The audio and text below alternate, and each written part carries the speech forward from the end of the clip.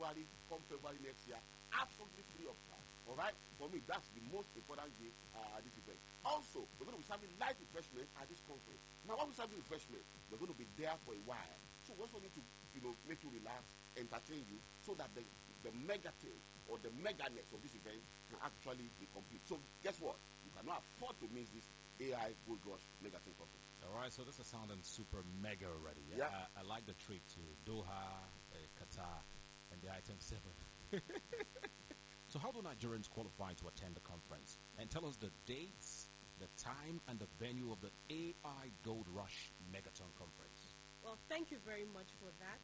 Trust me, if you are a business owner, an entrepreneur, an employee looking for another business or a side hustle, a job seeker, a retiree, this mega conference is for you, and it's absolutely free for anyone and anybody that is interested to join us. Come there live, and we'll be at the venue waiting for you. And the Port Harcourt AI Gold Rush Megaton Conference will be happening just for one day in the city of Port Harcourt.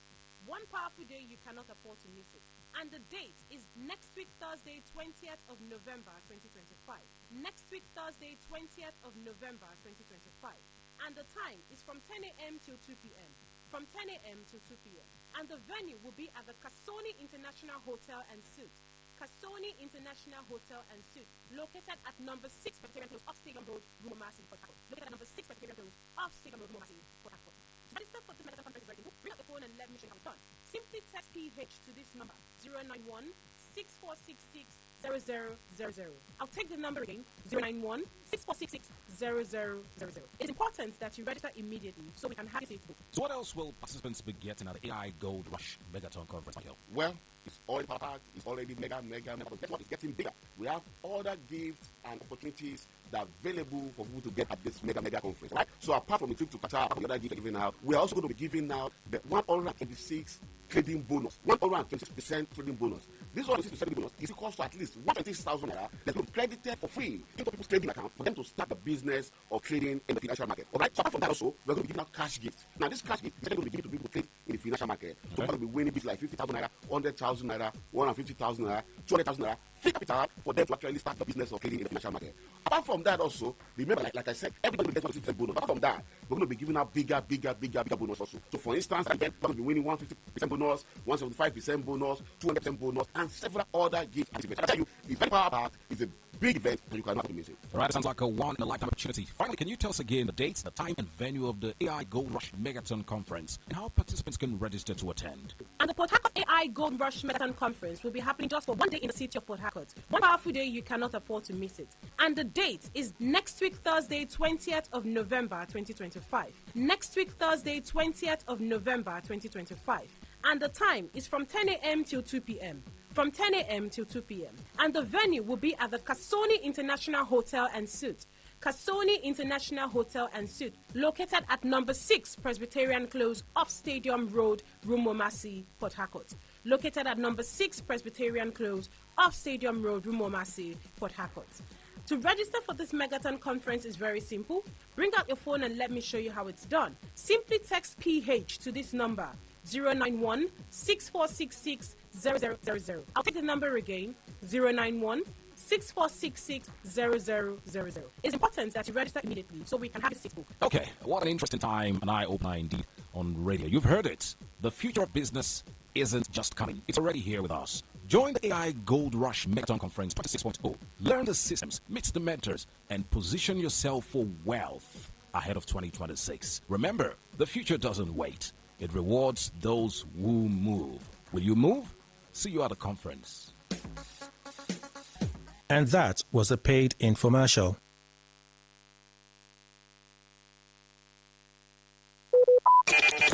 Talk radio. I listen to a lot of talk radio. 95.1 FM. Whether it's happening in Port Harcourt, South, Nigeria, or around the world, we've got you covered. On air, online, delivering balanced news and unbiased analysis. Today, 95.1 FM. Today, 95.1 FM, Port Harcourt. News update.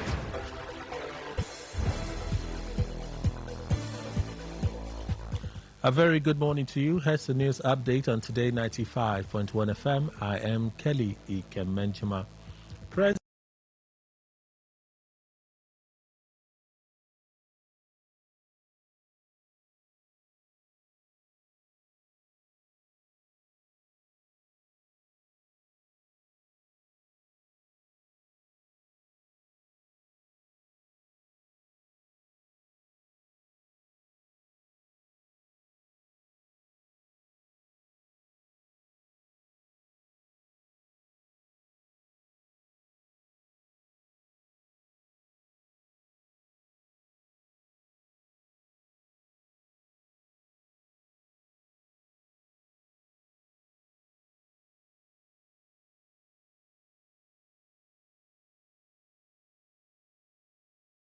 President Bola Tinubu has dispatched a high-level delegation to London to discuss the case of former Deputy Senate President Ike Ekweremadu, who has been serving a prison sentence in the United Kingdom since March 2023.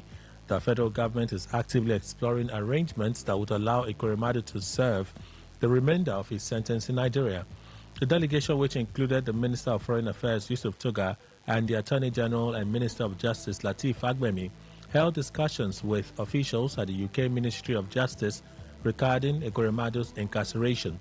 Following the meeting, the team was received at the Nigerian High Commission in London by Acting High Commissioner to the UK, Ambassador Mohammed Meidugu. The spokesman for the Foreign Affairs Minister, Al-Qasim Abdulkader, stated that consultations with UK authorities are ongoing as a formal request for a prisoner transfer has already been submitted to allow Ekweremadu to serve the remainder of his sentence in Nigeria. Ekweremadu and his wife were arrested by the London Metropolitan Police in June 2022 after attempting to bring a man falsely presented as their daughter's cousin to a private renal unit at Royal Free Hospital in London.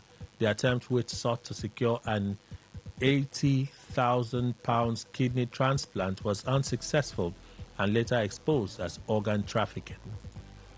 The federal government has inaugurated an interministerial committee on the ban of single-use plastics, SUP, signaling a major step toward environmental sustainability and improved waste management across Nigeria. In his inaugural address, the Secretary to the Government of the Federation, Senator George Akume, said the ban aligns with Nigeria's commitment to global environmental standards and the need to reduce plastic pollution, which poses significant risks to public health, ecosystems, and marine life.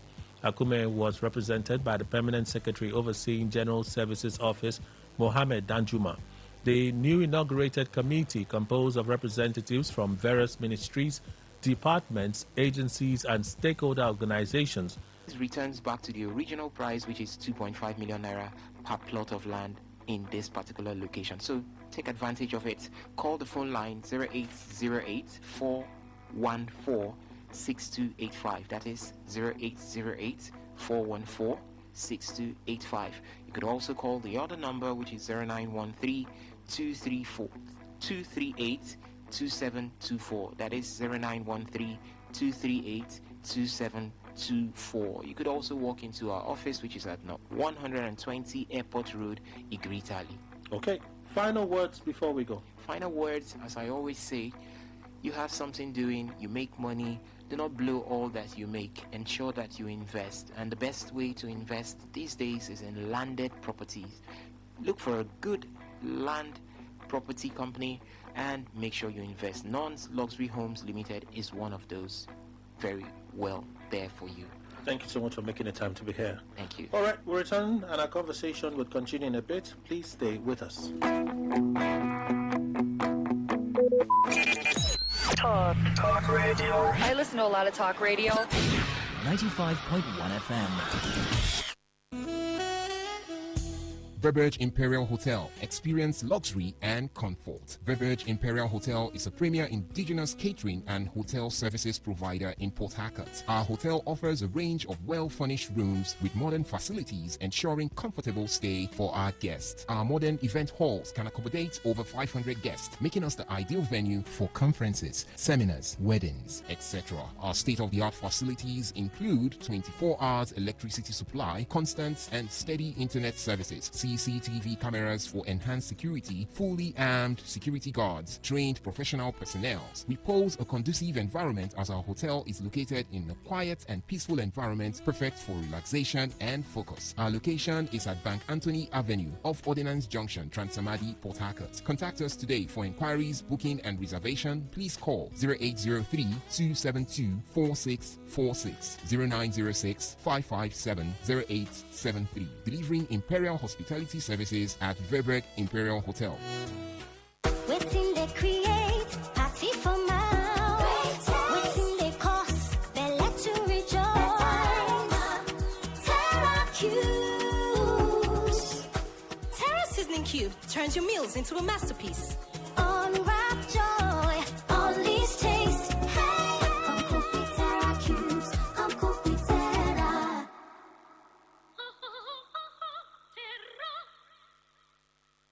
No buy am.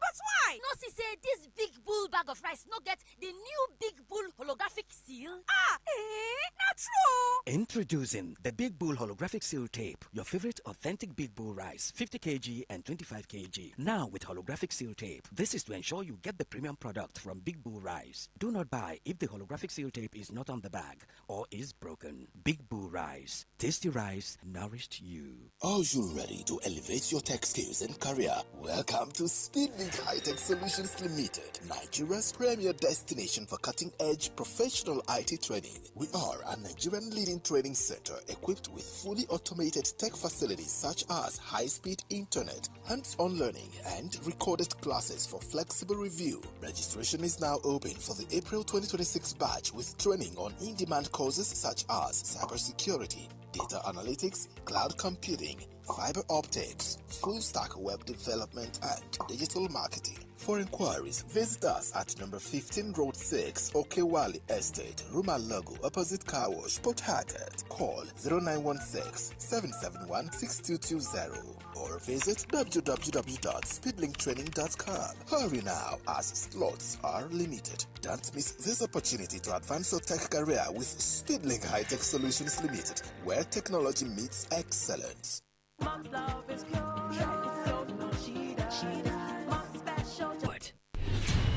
Stay informed, stay ahead.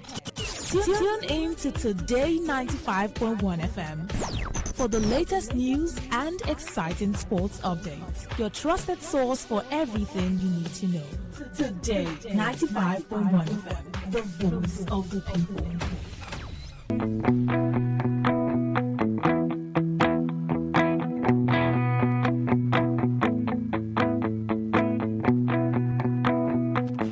All right. Thank you all for staying with us. It's been long breaks today. Some days are like this. The information is for you, so we thank you for staying with us. Can we plead with somebody to pity Elder, if you may? If you may, have some consideration for Elder. For Elder. Please have some consideration for Elder. Please have some consideration for Elder. Let me say it again. Young boy. We are in the same age grade.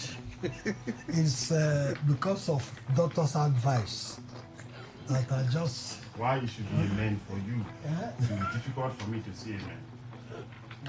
That we're in the same grade. No, it wasn't even referring to, he was talking to me. me that is 1999.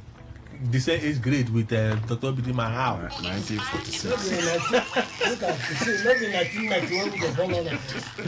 I was not born in 1990. Living. The same thing.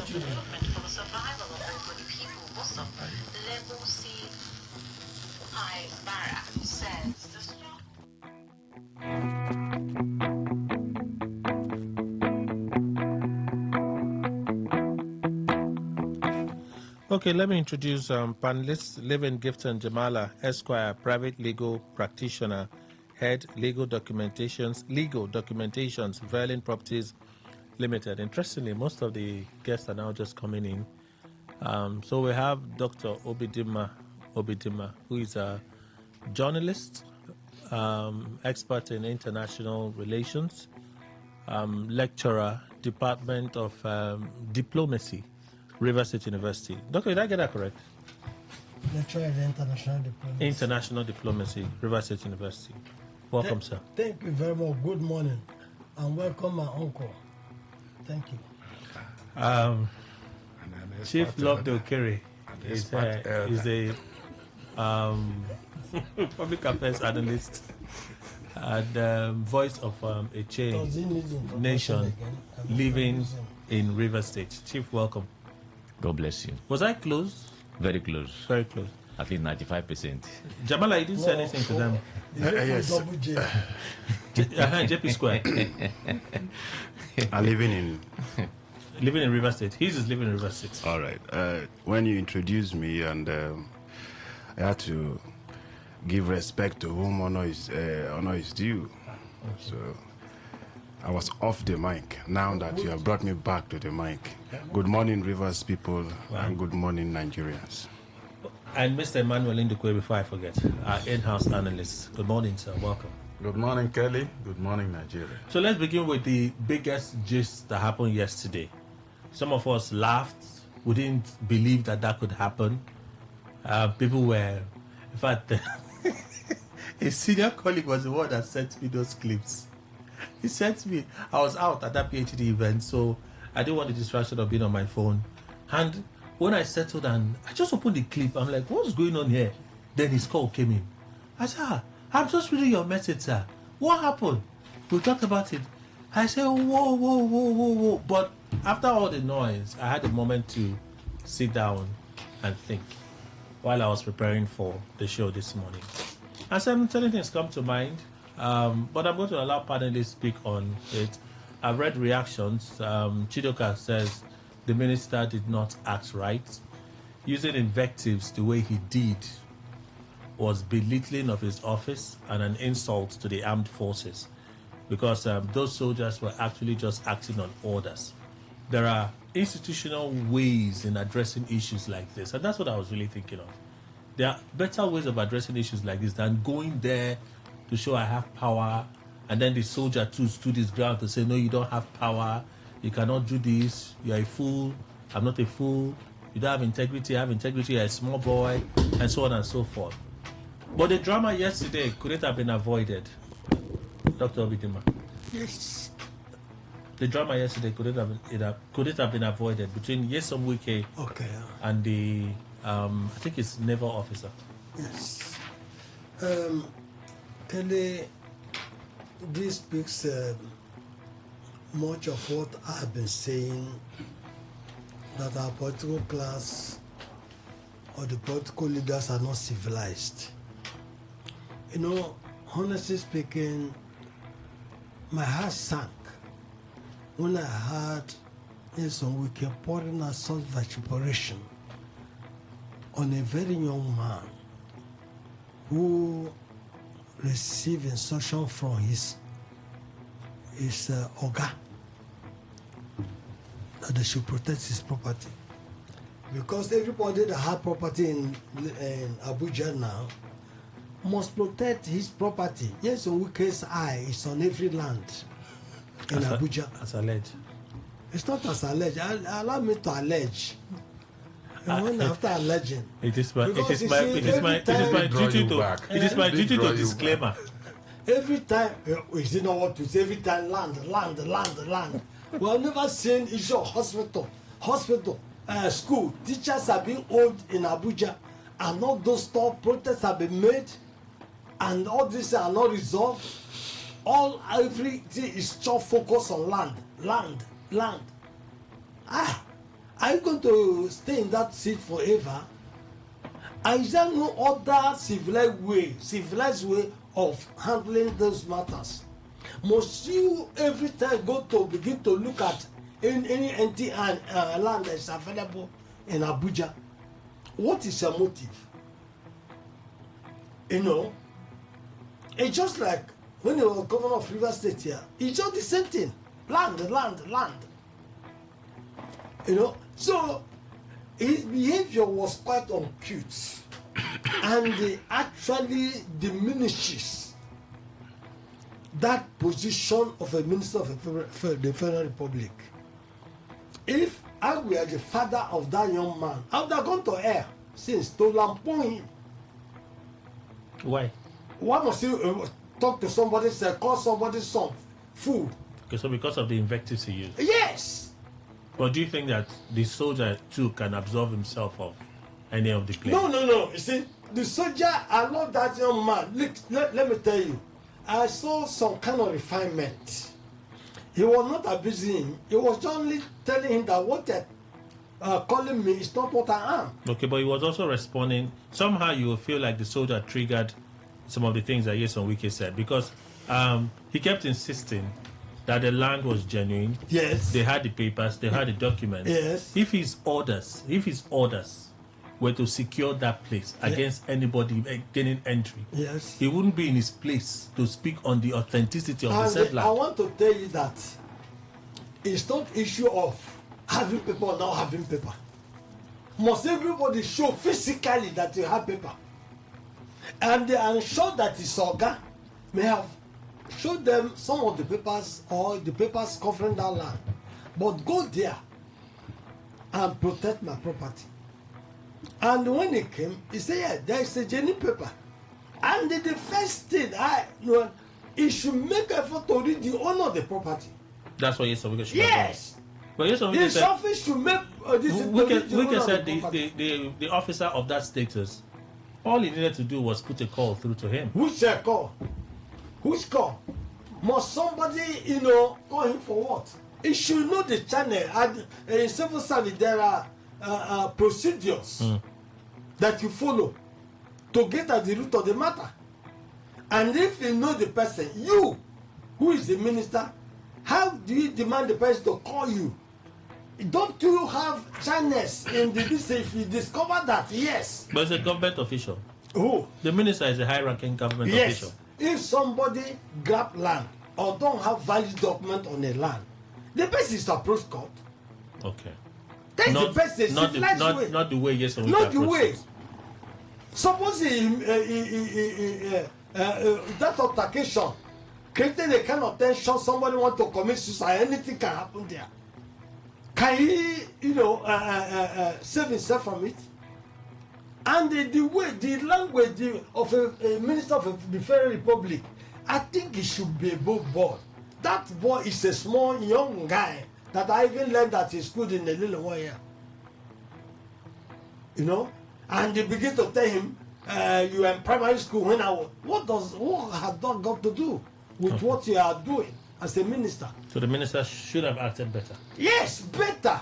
Because this thing brought to this nation, in fact, what I may call a kind of international embarrassment, odium to the people of. You see what we do today, and that is what digital world we are today. That whatever you are doing in any part of the globe is no more secret. It's not hidden. One click is global. It's not hidden. And the people begin to say, is it the kind of character these people have as leaders? Look, if I were Tinubu, I would have fired him immediately. Okay, but you're not Tinubu. I'm not Tinubu. They are of the same character. Chief Okere. Well, good morning once again, Port Harcourt and Nigerian people.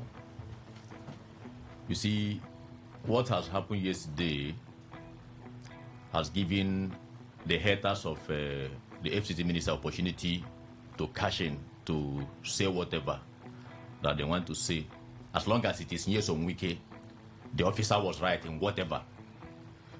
As far as I'm concerned, we must cool down and analyze what happened yesterday. And before we jump into, because some people, once they saw the thing on social media, it was involving Yeson Wike. Hey, Yeson Wike is wrong.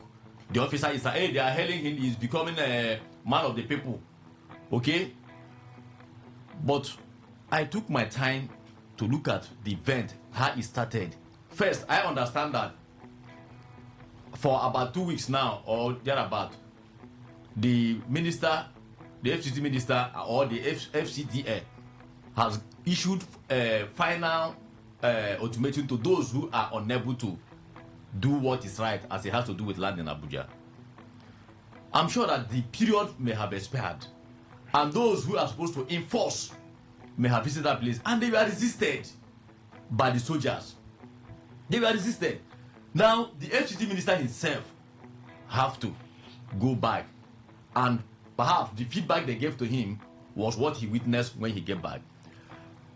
I also watched one of the video where in the first instance when the FCT minister and his team arrived at that particular point, he put up a call to the CDS, to the defense CDS. Yeah, the CDS. I could overhear him say, "Thank you." No, I watched it myself. Now, and handed the phone to the officer. The officer, that Yerima, Mm-hmm. he handed the phone to him. After talking with the CDS, he insisted that they were ordered not to allow anybody to go into that place. Just, I hate to do this, but since we're talking about the same clip, yes, what I read from it was, it didn't sound like the CDS told them to stand down.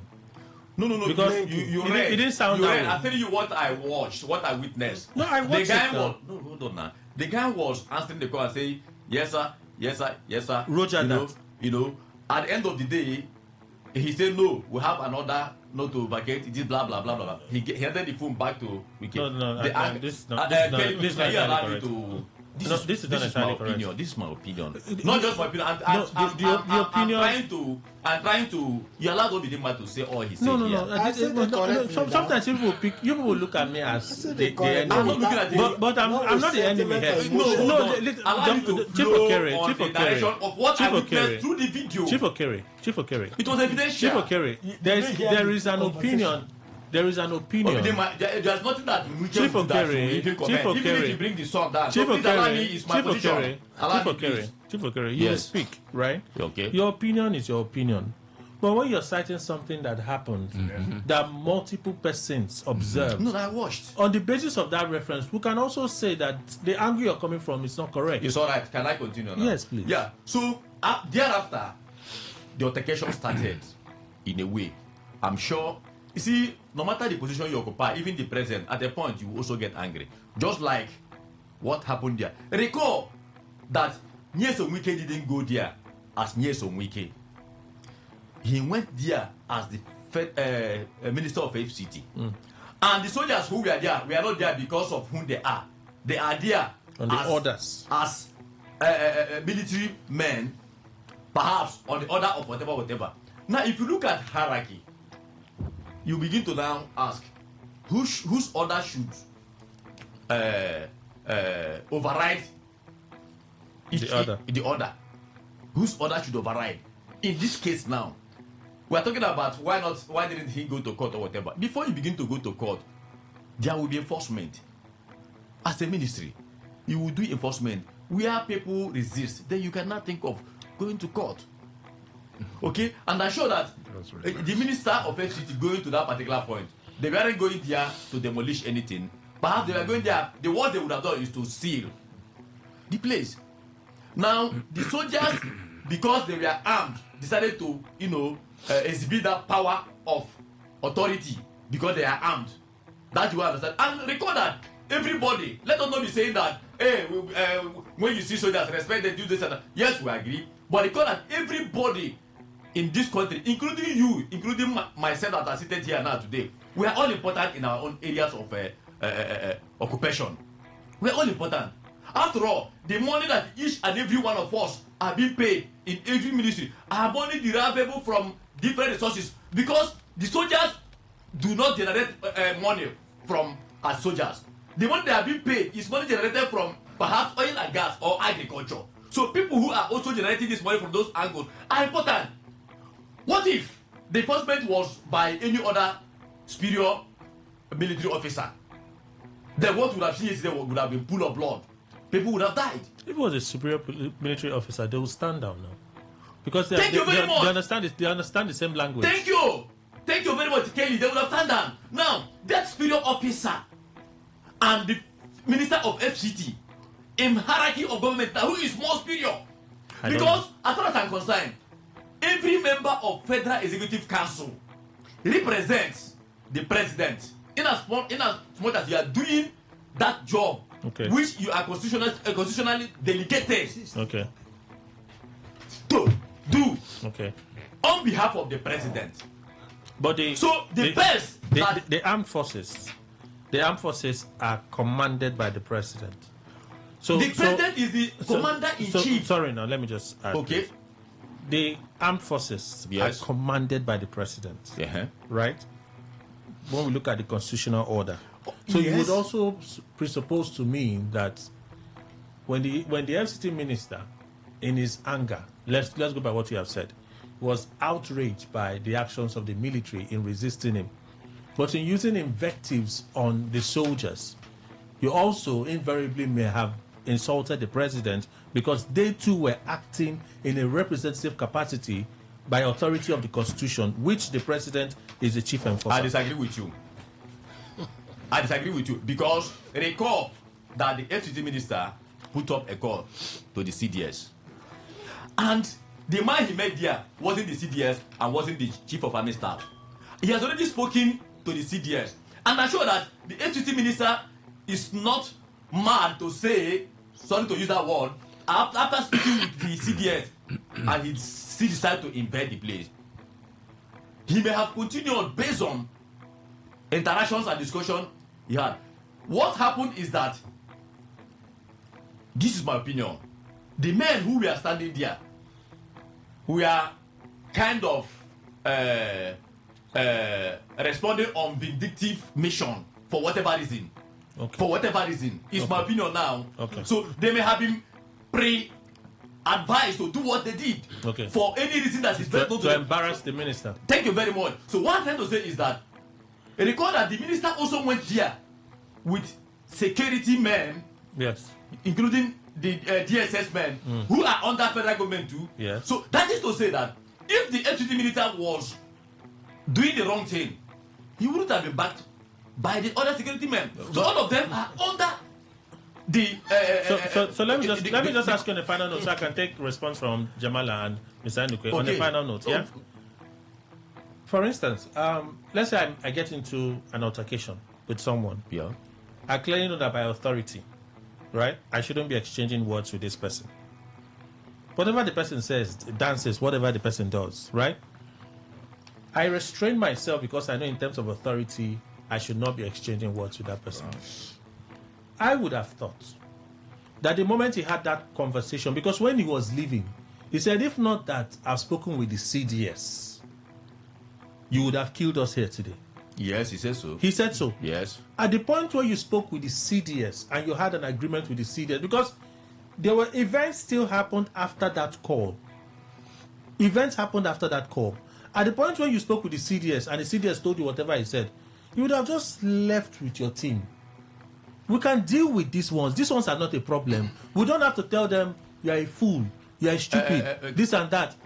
Were those necessary if he had had there on the spot a conversation with the CDS in addressing the same issue? Kelly, you and I now should not make our conversation look judgmental against the minister or even the soldier or his crew. We are looking at the mission, the objective of that mission. Because if everybody begin to exercise power, because that what happened there yesterday happened because the property belongs to a military officer, and because he has the will to organize what he did. If it was we are here and there, we are here when even the FCT minister see the office, the PDP office, including former Vice President Atiku Abubakar, and at the end of the day, government, the president came in and sorted it out. So this man, so everybody now who has that will should be coming up against any other, because it can be another public officer tomorrow. It may not be weak. It can even be minister for whatever. Do you think that at the point when for power, it can be Omahe, minister for works, maybe trying to demolish property on the road, and the people will say no, you cannot. Do you think the people have tried many times to resist? Some of the things I've read is oppressor. Those are some of the things I've been reading. Oppressor. There are many times when people, Job Waterfront, when they demolished that place and the people were crying and screaming, nobody listened to them until court said, no, what you did was wrong. Exactly. Court said what you did was wrong. The people could not fight who they said was their oppressor at the time, so they went to the courts.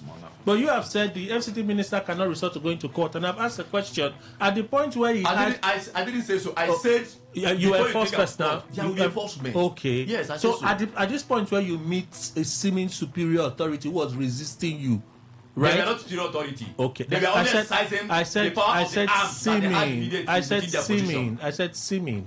I used the word seeming, right? At that point, you know that you are the superior authority, but there was a resistance. You had spoken with who is supposed to be his boss. You had spoken with who is supposed to be his boss. Wasn't that the point for you to stop and go? Let me tell you. Let it be addressed at that point, rather than using invectives on the soldier, stupid, fool, and the rest of them. That's a different thing altogether. Use of words is a different thing altogether. Please, can you allow me? This is my position. Please, don't interject. Please, because there's nothing that wicked does that you can like. Please. Please, no, please. I don't think somebody say no. Language. Whatever you can say, whatever you want to say. Language. If Mike is your enemy, is not my enemy. I'm telling you, don't do that. Chief Okere. So what? No, don't please conclude. Don't interject when I'm talking. Chief Okere, please conclude. I have my opinion. Please conclude. So I'm concluding by saying that the soldiers disrespected the authorities of FCT because they are arms. Any other person who may even be in a better, because he asked, where are the documents? If you genuinely have the documents, the best thing to do is, okay, go and check whatever I want to check. But our guy said there is the document to letter, they would have sorted it out. But what happened yesterday is the same thing. If everybody who has that kind of power begin to exercise it, I've asked you the same then thing. the country will be at law. If you are speaking to a superior, someone that is not inferior, but a junior officer, right? You have spoken to the superior, his boss, on the phone. Whatever you discuss with the boss, you said it when you were leaving, after you had used all the invectives on the soldier, right? You said, if not for the fact that I've spoken with the CDS, you'd have killed all of us here. The time you spoke with the CDS, why did you not just retire? Then what was the discussion? What was the outcome of the discussion with between the FCT minister and the CDS? Okay, let's move on. Thank you. So that's what you should consider. Jamala. Thank you very much. Yes, you are. Could he have acted better, the FCT minister? Kelly, I will start by saying that the event of yesterday is a national disgrace to us. Ordinarily, we should have thought that persons of that status should have in them, or should have been taught, or by experience, administrative way of handling issues. But what happened yesterday was the normal way of untouchable. It is not true that you have to enforce whatever decisions of an administration before you approach the court. Then what are you asking the court to come and do? That is not true, and it needs to be corrected. Now, once someone you think you are going there by virtue of a provision of a law, you are relying. And that law did not say you should be the judge and also the enforcer. Thank you. If you believe someone has contravened the position of the law, the first thing you do, take those claims to court. Let the court decide whether or not the person has contravened that position. And not act arbitrarily. No, that is self-help. What Wiki has been doing in the FCT is just self-help. And yesterday he met his mates. Let I call it his mate, or he met some. Or his match. His match. Thank you very much. You're making reference to those who they destroyed their property and they never made noise about it. Must everybody told the same way? No. Agreed. The owner of that property, for whatever reason, the FCDA claims that he has not, he is grabbing the land. It is illegal. Now that you have found out it's illegal, what do? Approach the FCT High Court. Determine whether that person is the rightful owner of the land. You are the issuing authority. You issue certificate of occupancy. You issue all the approvals. So you should have your facts. You have your facts. Go to court. Let the court determine. Is there something of interpretation of questions, one or two? It won't take you, by the way they move, how fast their matters goes in court. It won't take you 2 weeks, 3 weeks. You get judgment. So first, the procedure adopted by the FCDA was wrong. Now, he said he brought his men. The enforcers came. With him? No, first, the enforcers came, that he got a report that some That persons, yes, were resisting enforcement. First, that enforcement is unlawful. So the activities of those men going there is still unlawful. Even the minister himself going there is embarrassing because he was spearheading an unlawful act. So whatever happens in that scenario now, I will not be saying I want to classify A as being right and B, condemn. All of them are right. All of them are wrong. Wrong because the FCT is taking an illegal act. Now, will I sit down and allow you to destroy my house when I know you do not have the powers to do so? All of them resorted to self-help. If Wike has gone there with the order of court, stating that what you are doing, court order that you be vacated from these premises, court order that these premises be demolished. That would be a different thing entirely. Yes, for violating so and so town planning rules of the FCT. Would have been different. Or for a breach of covenant of the certificate of occupancy. Would have been different. Now let's come to the issue of Section 5 and Section 148, where those who wants to bring in and will I use an alibi for the FCT minister talks about, yes, a minister is seen as a representative of the president.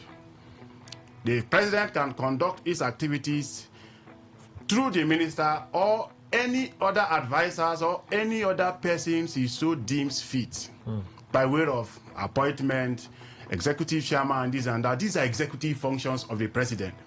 Now, the military stands as a symbol of the nation. Sovereignty.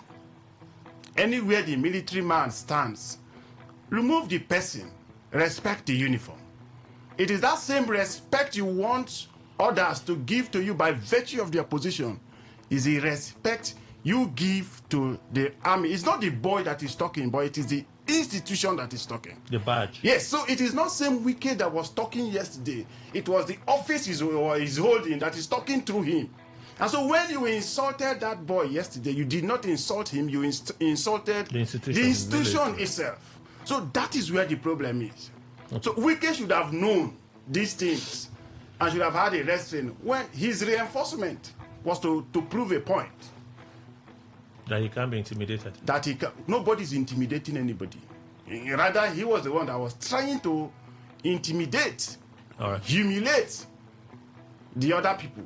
Mr. Nukwe. Basically, for me, when I heard that, because you know my situation, I don't follow news again. When I leave, just this morning, I was listening to news. I heard it. And I heard all that the FCT minister was saying. I said, what kind of thing? This thing will come up today. We are going to discuss this. You see, Kelly, at his level. So what if I didn't bring it up? No, you must bring it up because it's a talking point. You see, when as a minister of the FCT, he has his right to question anything that is happening within his stream. He has such right, and it should be respected. But also remember, it has been an age-long tradition of the military that they obey the last order. I'm sure the FCT minister knows that. You see, what that guy said is that the Oga told them not to allow anybody. That is it, Kelly. If you mess up, they can shoot you. I'm saying they can shoot you. Not to allow anybody. Nobody enters there. Even so long as you are not a dog, you are a human. You won't enter there. That is what they will start. And I'm sure the FCT minister knows that. So tell me, Kelly, if I were the FCT minister and I went there, my boys, if I should even carry my people to go there, no. If he had come with his entourage, perhaps to say, who are the people that are not allowing my people? because we had the information that here doesn't have all the relevant documents and all that.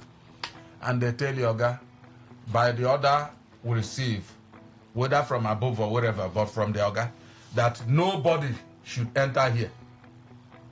I think it was enough for him to have gone.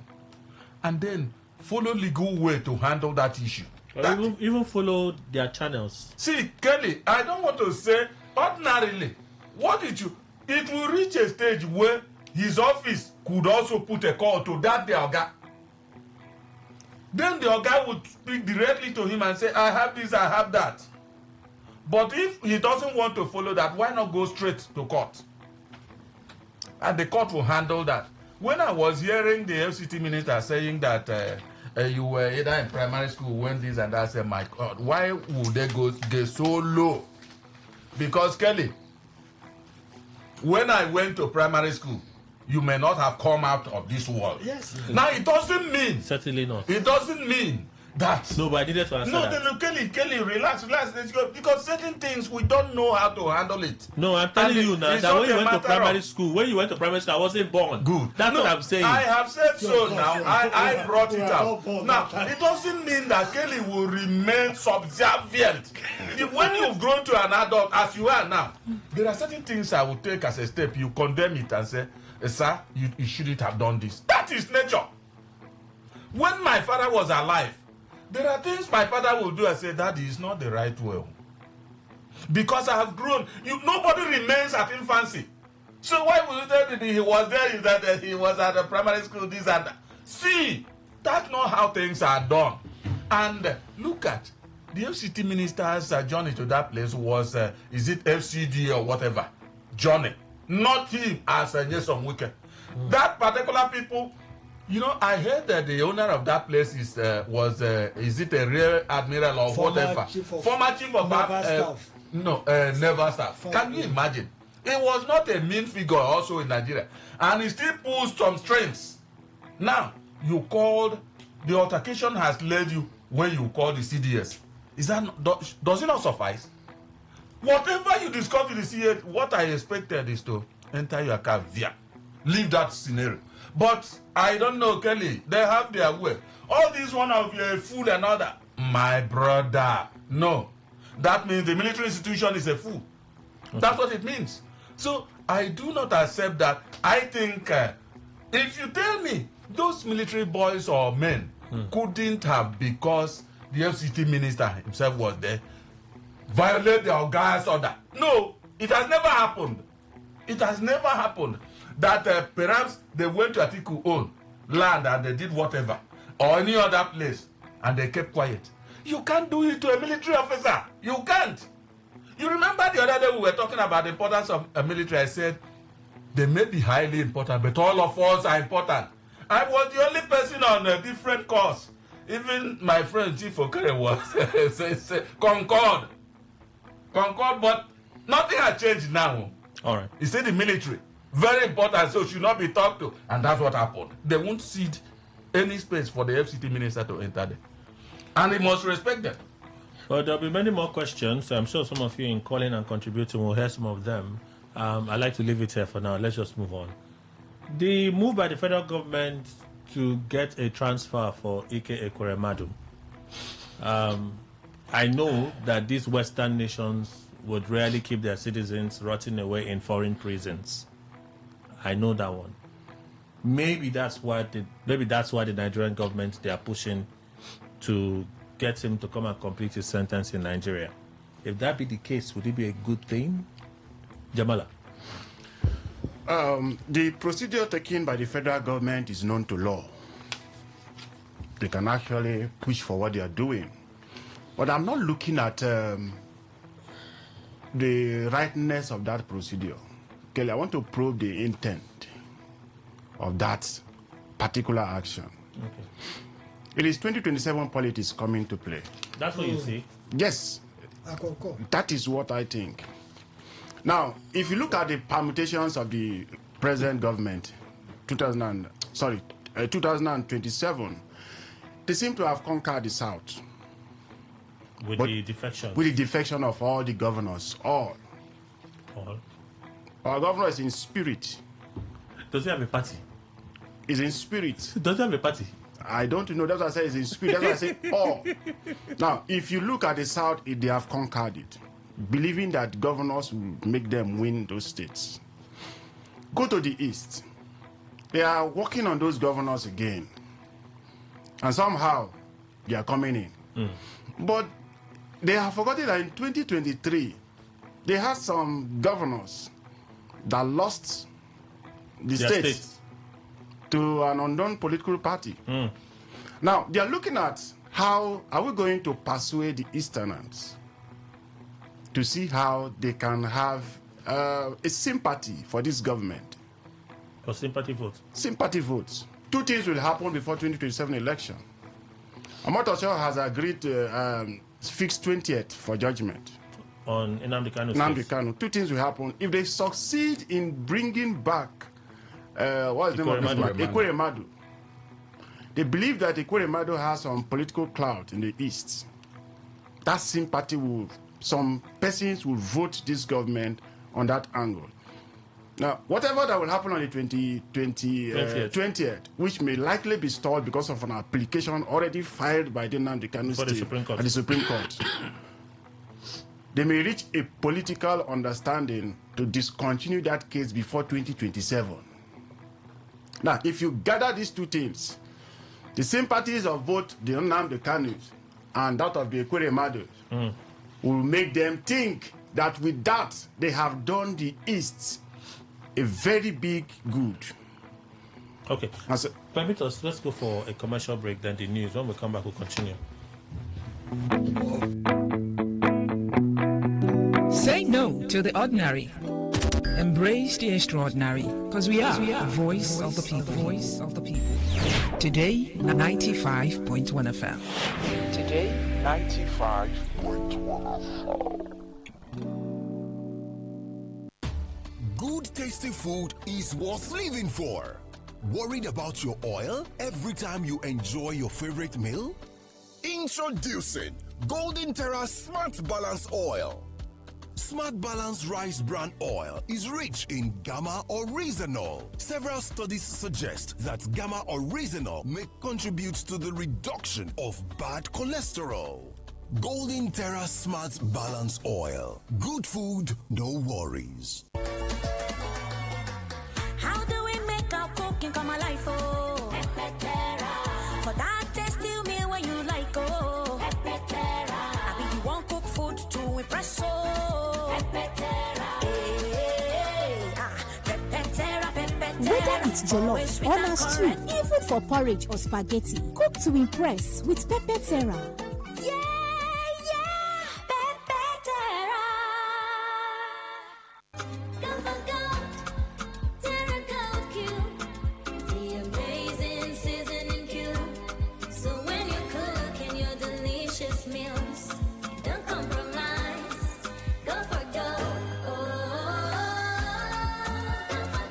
Consistent taste for cooking mouth-watering soups, stews, and jollof. Choose wisely. Choose Gold. Terra Gold Seasoning Cube. 1 cube. Endless possibilities. Terra Gold. Radio has never been this good. Today, 95.1 FM, Port Harcourt. Whether it's happening in Port Harcourt, South, Nigeria, or around the world, we've got you covered. On air, online, delivering balanced news and unbiased analysis. Today, 95.1 FM. Today, 95.1 FM, Port Harcourt. News update. Good morning. Here's the news update on Today 95.1 FM. I am Kelly Ikemenjima. The Senate has rejected explanations provided by the Nigerian National Petroleum Company Limited, NNPCL, regarding the 210 trillion naira outstanding against the oil firm. It came to the conclusion that the money, which has not been accounted for, must be refunded to the Federation account by the company. The Senate Committee on Public Accounts, chaired by Aliyu Wadada, which has been on the probe for months, took the decision after the Group Chief Executive Officer, GCEO of the NNPCL, Bayo Ojulari, failed to turn up at its resumed sitting at the National Assembly. The session was called to give the NNPCL the opportunity to make clarifications on the answers it provided to the 19 questions the panel asked. Following a review of the operations of the NNPCL from 2017 to 2023, the committee cited the unexplained transaction totaling 103 trillion naira accrued expenses and 107 trillion naira receivables in the audited financial statements of the firm, prompting it to raise the queries. After weeks of back and forth between the committee and the NNPCL eventually responded to the 19 questions. However, at the resumed session, Senator Wadada frowned at the absence of Ojulari, whom the committee said gave no reasons for staying away, consequently rejecting the explanations. The chairman of the committee, Senator Ali Wadada, while speaking on the panel's findings, said the responses were not only unsatisfactory, but were also contradictory. The World Bank says Nigeria's 0.14% budgetary allocation of its gross domestic product on social protection is far below the global average of 1.5% and the sub-Saharan African average of 1.1%, and has no effect on poverty so far. The World Bank, in a new report titled The State of Social Safety Net in Nigeria, noted that the tiny allocation is a combined effect of all existing social protection programs in the country, stating that it has reduced the national poverty headcount by just 0.4 percentage points. The World Bank also expressed concern over Nigeria's heavy dependence on foreign donors to finance its social safety nets. The report cautioned that the dependence puts Nigeria at risk of funding gaps whenever donor support declines. The bank, however, acknowledged that the National Social Safety Net program, which uses the National Social Registry to identify and reach poor households, has shown encouraging results. The National Drug Law Enforcement Agency, NDLEA, is working with its counterparts in the United States and the United Kingdom to unravel the cartel behind the importation of 1,000 kilograms of cocaine worth more than 338 billion naira recovered at the PTML terminal, Tinkan Island port in Lagos. The agency in a statement said the cocaine was discovered in an empty container at a terminal over the weekend.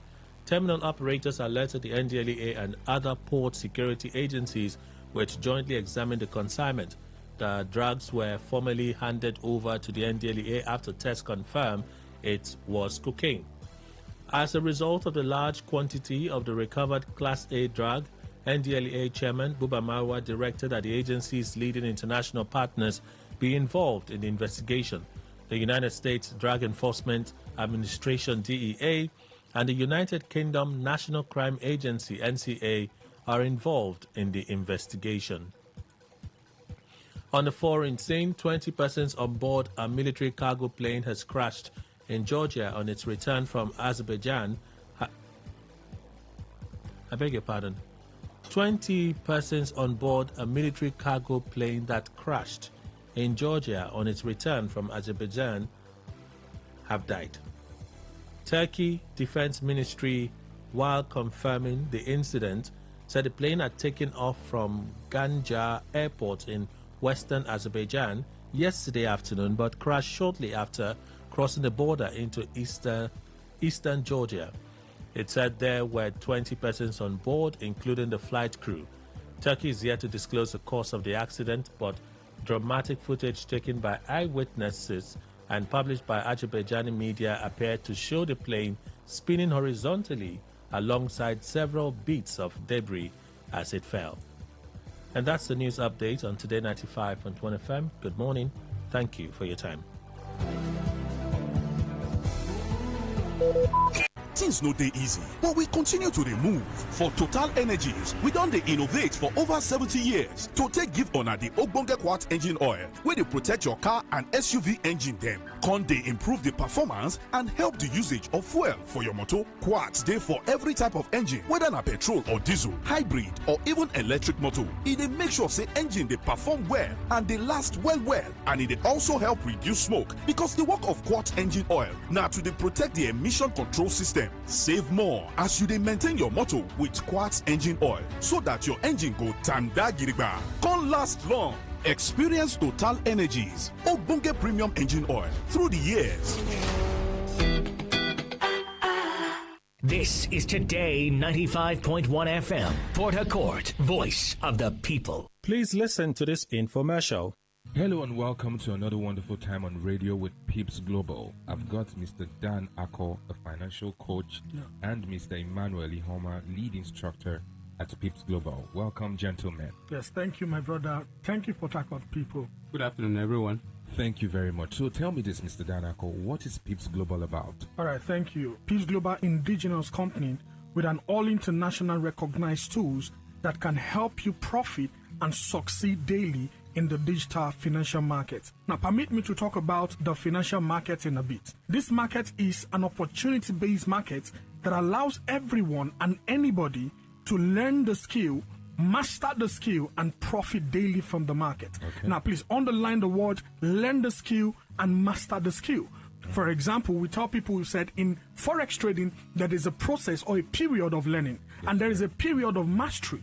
So that's what a lot of people don't understand. The period of mastery is a period of direct mentorship. You see, all of these things Pips Global give to you. So, for example, I was a struggling pastor myself. I was a preaching pastor, wonderful. Yes, in the street of Port Harcourt. And I was actually struggling, in fact, selling Gary just to keep up my ministry work. But it's a whole lot of struggle until I heard about Forex trading, until I heard about this digital market. I learned it, and I tell people, I said, you've got to wait. You've got to learn. That's the mistake a lot of people do. They don't want to wait. They don't want to learn. All they want to do is to earn. And we said the learning comes first before the earning. Okay. So if you are able to learn the skill, master the skill, you can actually profit via our mentorship every single day. So the word is, are you ready to learn something new? Can you follow the instruction of the market? If the market is pointing to you that you should wait, because we have a consolidating time, a period whereby the market actually floats. So if you have to wait, are you going to wait? So these are instructions we get from the market. We apply professionally just so we can profit from this same market. So that is what Pips Global is all about, if you permit me. Thank you so much, Mr. Tan. I am very inspired. Well, tell me this. What makes Pips Global tools unique? Okay, number one is that we are a company that is not profit oriented but impact oriented. Okay. A lot of company comes in and actually bamboos people on how they can actually fund an account so that they can start trading immediately. We tell our students, no, that's wrong. That's the wrong step. Have you been able to learn? Have you been able to use the demo account to be able to do something for yourself? If you are able to do that, then we can actually evaluate you and to know whether you could fund or not. And even in the funding, we advise you, because you don't start high, you start small. So a lot of people get these things wrong. In Pips Global, we actually looking for how we can impact people. I tell people, I said, this is now my ministry, to impact people using the digital market. And it's working. We've got a lot of exciting testimonies, testimonials of people that are actually trading in our platforms. But that's just by the way. So number one is the impact-based orientation. And another one is the mentorship, the direct mentorship we offer. Have you been to a place whereby you just get to the platform and everyone abandons you? You don't know your left from your right. And they let you to assess the market just on your own, and you make a lot of blunders in the market. In Pips Global, it's never like that. Pips Global will hold you by the hands and actually mentor you directly. We give you one-on-one mentorship. If you can call, you can call. If you can chat, you can chat. There is always a team awaiting you to just respond to your questions. And that is the direct mentorship we are talking about. Number three, we tell people we have the learning and the earning process. The learning and the earning process is whereby you are learning and you are using our copy trading strategy platform to make profit by yourself. This means that it is a hand-free process, a process that allows you to be learning, but you are connected to a strategy that helps you to profit daily. You are connected to a strategy that can actually give you wins, just like the masters. So this strategy is automated. So these are platforms that we have put in place just so that people are not just earning, but are excited in learning. The last one is that we have the Trade Hub and also the physical trading section where we make learning exciting. People learn as if they are kids because we have actually put in place these platforms and strategies for them. And so this is the reason why Pips Global will actually be unique. All right. Thank you so much, Mr. Dan, for sharing such knowledge. What's happening tomorrow? Now, yeah, that's true. Tomorrow is a big one, actually. Okay. Now, before I go on with the tomorrow information, I did like everyone listening to me to put down this number. Okay. The number is 0812 116 8440. I call that number again, 0812 116 8440. The number is going to give you a free seat at the tomorrow's event. The tomorrow's event is a big event where we are putting together all of our best hands together, and they are going to be showing you, the life charts and also the process on how you can actually build a career if you are interested in learning this skill. So tomorrow we are having a presentation that allows you to know more about this market. You have questions. You've even asked yourself, why I've gotten knowledge about this market already, but I'm still losing. Come tomorrow. We are going to show you why you're losing. What is the solution? We are giving you the solution tomorrow. And another beautiful thing again is that get to know that tomorrow is free. And now somebody says, he says it's a big one. What makes it big? What makes it big is that if you've ever been to Pips Global and they have actually told you that, you've got to pay a certain amount of money to access our tools, to access our services, to train you, I want to tell you, we now train you for free for a period of time. Meaning that there is a promo running in Pips Global right now that allows you to get this training, our services for free, access the platforms for free. You are paying nothing to anybody. All you need to do is just to be at that event. For you to be at that event is to SMS the word mentorship to this number 0812 116 8440. I call that number again, 0812 116 8440. The time for this event is 10 a.m. in the morning. Venue is the Heart of Port Harcourt, plot 136 NTA Road, Port Harcourt. As you SMS mentorship now, someone is getting back to you. The number again is 0812 116 8440. All right, so Mr. Emmanuel Ihoma, please answer me this. What category of persons should attend tomorrow's event? Okay, thank you very much, my brother. Everybody is expected at this event. Okay. So long you can be able to earn a living for yourself, you can come for this event tomorrow because it's happening live at Pips Global. Just like my mentor said, he was a practicing pastor. Even men of God who feel that they need other means in which they can be able to take care of their family can come for this event.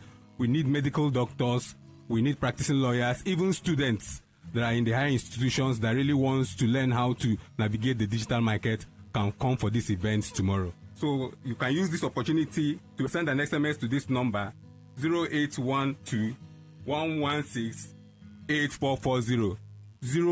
0812 116 8440. Thank you. All right. So, Mr. Dan, I'll just ask you this because we are pressed for time. Please, your short advice for those who have tried and failed. Let me give my counsel, my humble advice to those that have actually tried and failed. And I want to tell you that it is a normal thing. I remember traveling to Lagos to learn, and then at a certain certification course, I lost about $4,000, and that pained me. But that's the learning process, leaving that program, I know what I learned and I made more than what I lost, So the thing is now, you are doing something wrong, definitely. That is why you actually lost, or that's why you're losing in the market. And I can tell you via experience that we that have gotten this experience over the years, decades, we've spent a lot of time in this industry, we can actually put you through. We can actually show you your wrongs, and we can correct these wrongs and make it right for you, so that you can start profiting. It's possible. Now, the venue, like I said, is the Heart of Port Harcourt, NTA Road, by Location Bridge. All you just need to do is SMS the word mentorship to the number 0812 116 8440. We are giving out some lucky winners are going to be winning some good amount of money in dollars. If you come early enough, you increase your chances of actually being a lucky winner. SMS the word mentorship to this number 0812 116-8440. All right. Thank you, my brother. Thank you so much, Mr. Thank Dan, you for Taco. Yeah. And that was a paid infomercial. Live from the Garden City of Port Harcourt, Nigeria. This is Today 95.1 FM.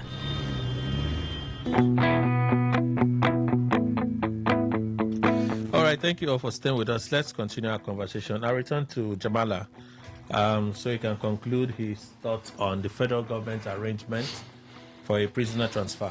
Yes, before that break, I think I was saying the federal government move to bring back. Say that it's not illegal?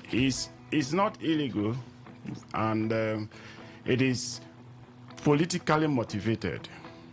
We have several Nigerians languishing in several prisons, some for lesser offenses. What is the particular interest? Now, if they bring Ekweremadu back, two things will happen. He will stay in an executive prison for maybe 2 days.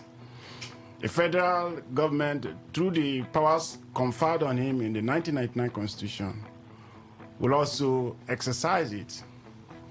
And he will be granted clemency. Then he will go home, fit and proper, to stand before us and speak for and on behalf of this government. Look at Farouk Lawal, the one they granted some weeks ago. What is the interest? It's political calculations. So you're convinced that's what this one is about? That is all, nothing more. Kelly, for me, I think it is 2027. Because for now, the government, aside from the little diversions Trump is trying to make them shiver, all they are thinking is 2027. And there is this general belief of they are so afraid that the North somehow may have rejected them. And therefore, winning the South, the Southeast and the Southwest, and maybe a little bit of North Central will give them that victory. So it's all calculated towards 2027? My view. Chief Okere. Well, I don't see it as politically motivated, say, but I see it as one of the responsibilities of government, to go for his own. Okay. The former Deputy Senate President has risen to a position where I can say he's an international figure.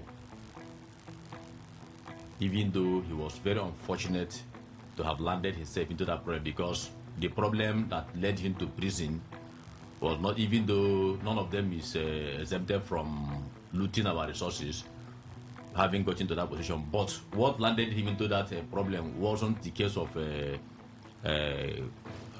looting of resources, but kidney transplanting of for a young man. Agreement gone wrong.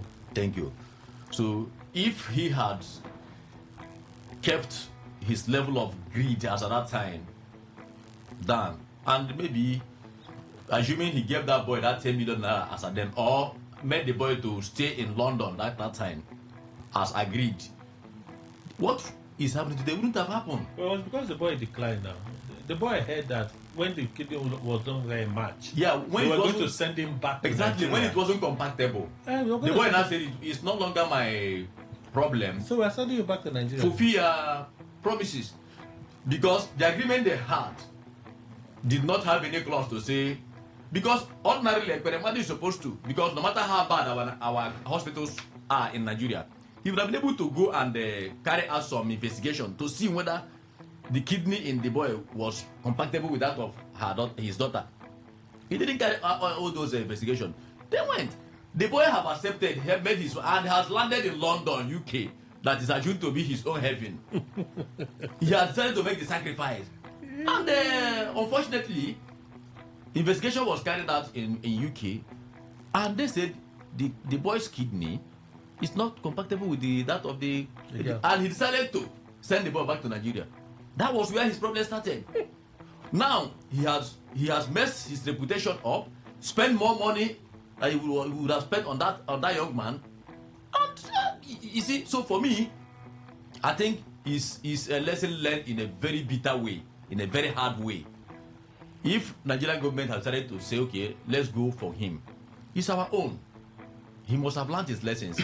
When he's back, they will decide to, exercise that constitutional right of clemency on him, and then he will not learn his lessons. Recall that, assuming that Ekwemadu was not from Southeast now, if he was from maybe the North or West, they will say they are doing that because he's not from. If it was a Southeast man now, they would have done it the other way. But even if it is politically motivated, so be it. If they can serve, if they can use the government, diplomatic means to negotiate. If UK government will agree, okay, then so be it. Let him come back home, and at least we have saved the soul. All right, we have saved the soul by doing that. Dr. Bidima. Yes, I think that is a misadventure, both politically and otherwise. Is Ekwemadu the first person to be imprisoned in foreign prison in Nigeria? What is happening to other Nigerians that also languishing in prison in India, in China, in Libya, in Europe, and so forth? In America, they are all there. Is there any way the federal government are taking steps to plead for their release and to be brought home?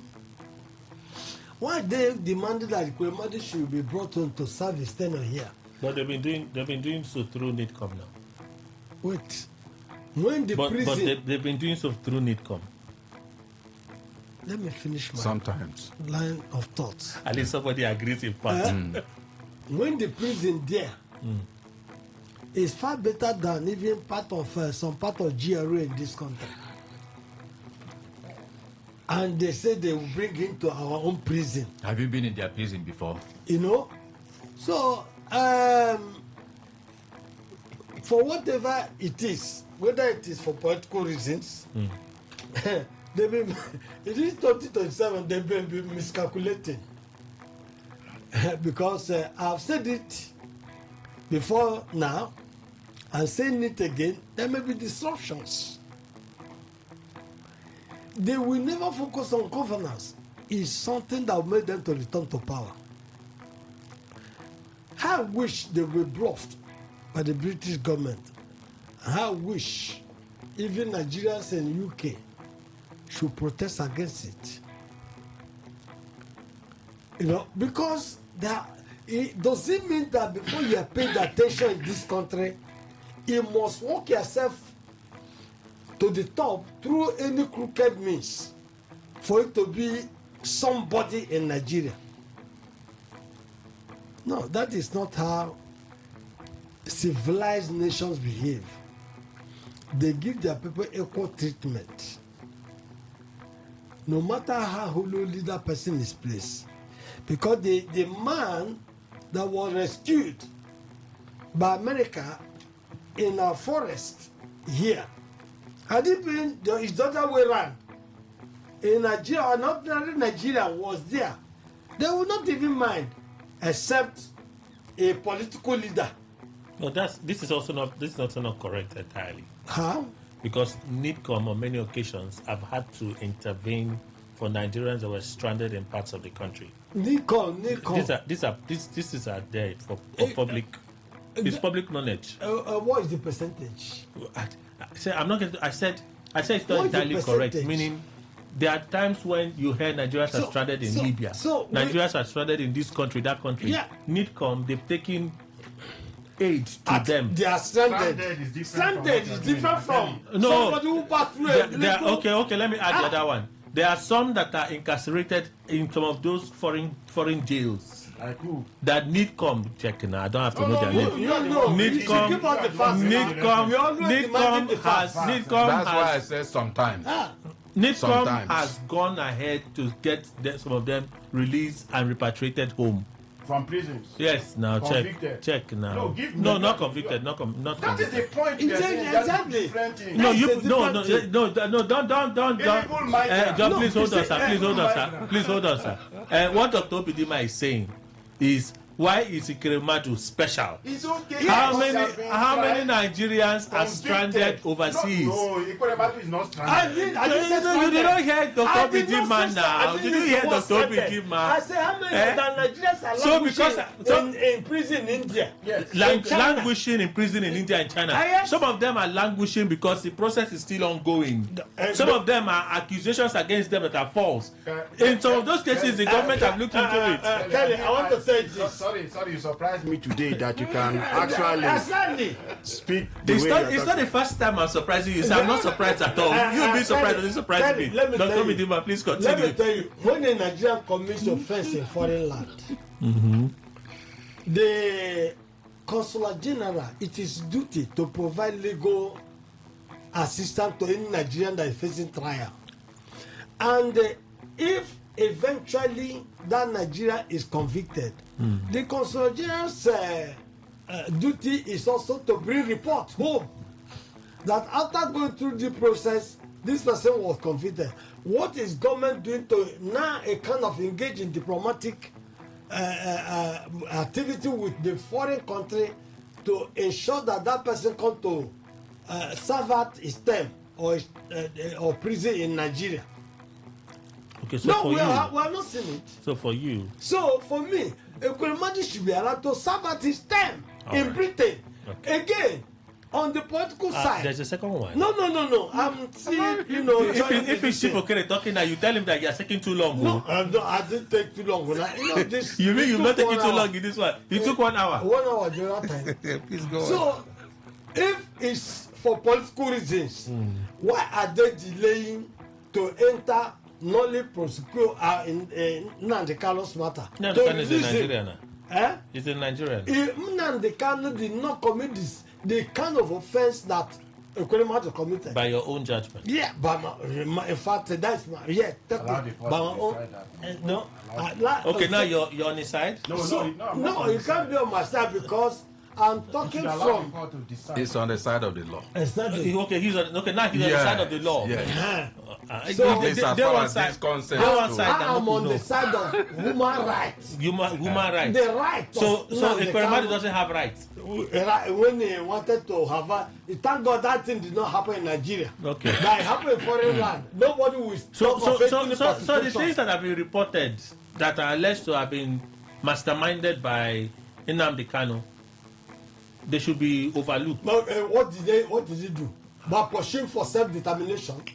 What did he do? So they let them bring everyone they want to bring to APC.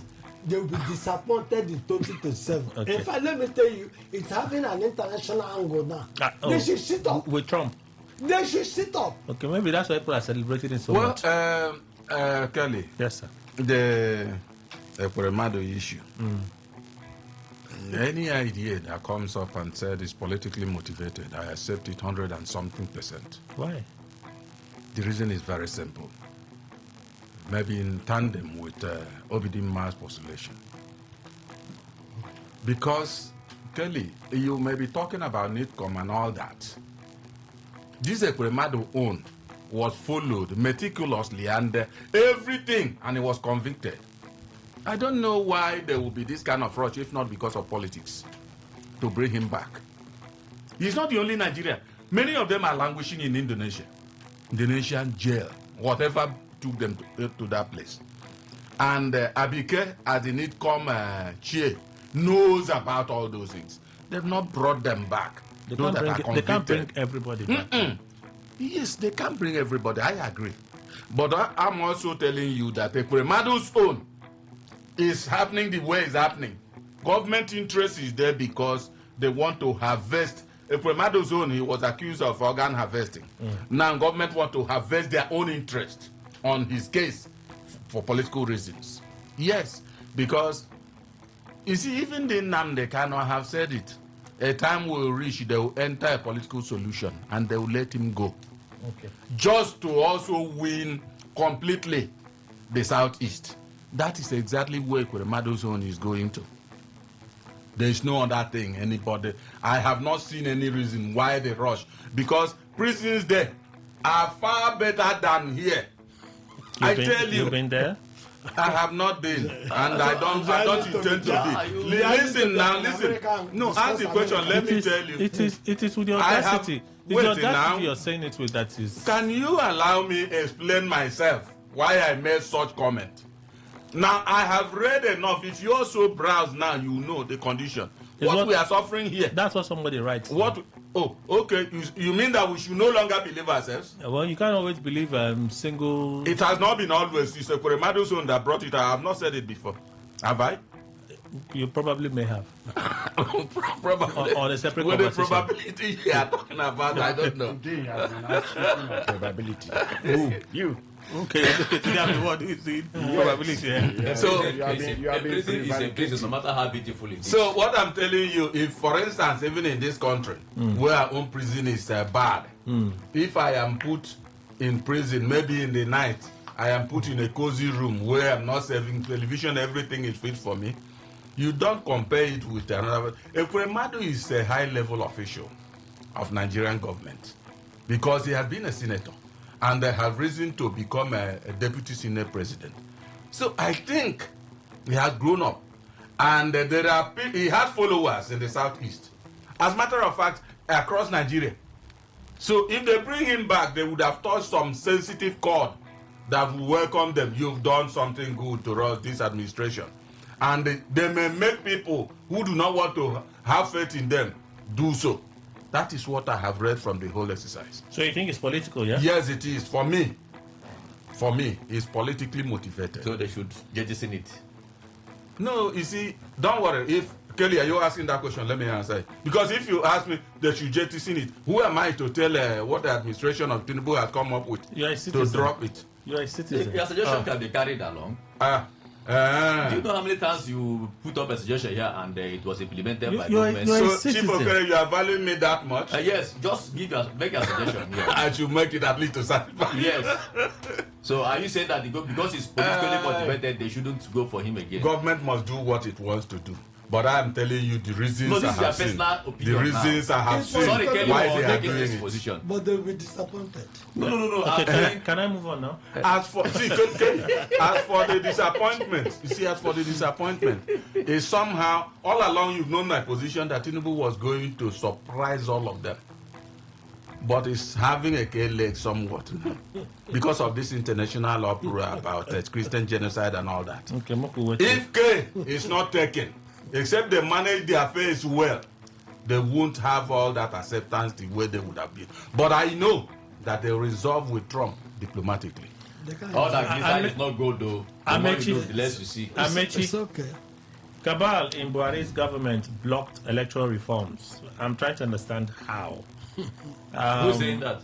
Rotimi Amechi, former governor of Rivers State, former Speaker, House of Assembly, Minister for Transportation, DG, Buhari Oshibajo campaign organization. So you know him now? Very well. You know him very well. Cabal in Buhari's government blocked electoral reforms. He continues this charge, this message that he's been drumming. You cannot just sit down and wait. You should not go home and just retire to fate. You must come out, take it by force, and so on and so forth. That message has been drumming in recent times. But this point, I said Buhari had the determination to proceed with reforming our electoral system, but the cabals inside the presidency would not allow him to proceed. And I'm like, at what point? I recall that when the National Assembly moved that when they brought amendment of the Electoral Act asking that all primaries be direct primaries. I think direct primaries now. That yes. a lot of political scholars were excited about that it was going to allow for transparency and so on. Buhari did not assent to it.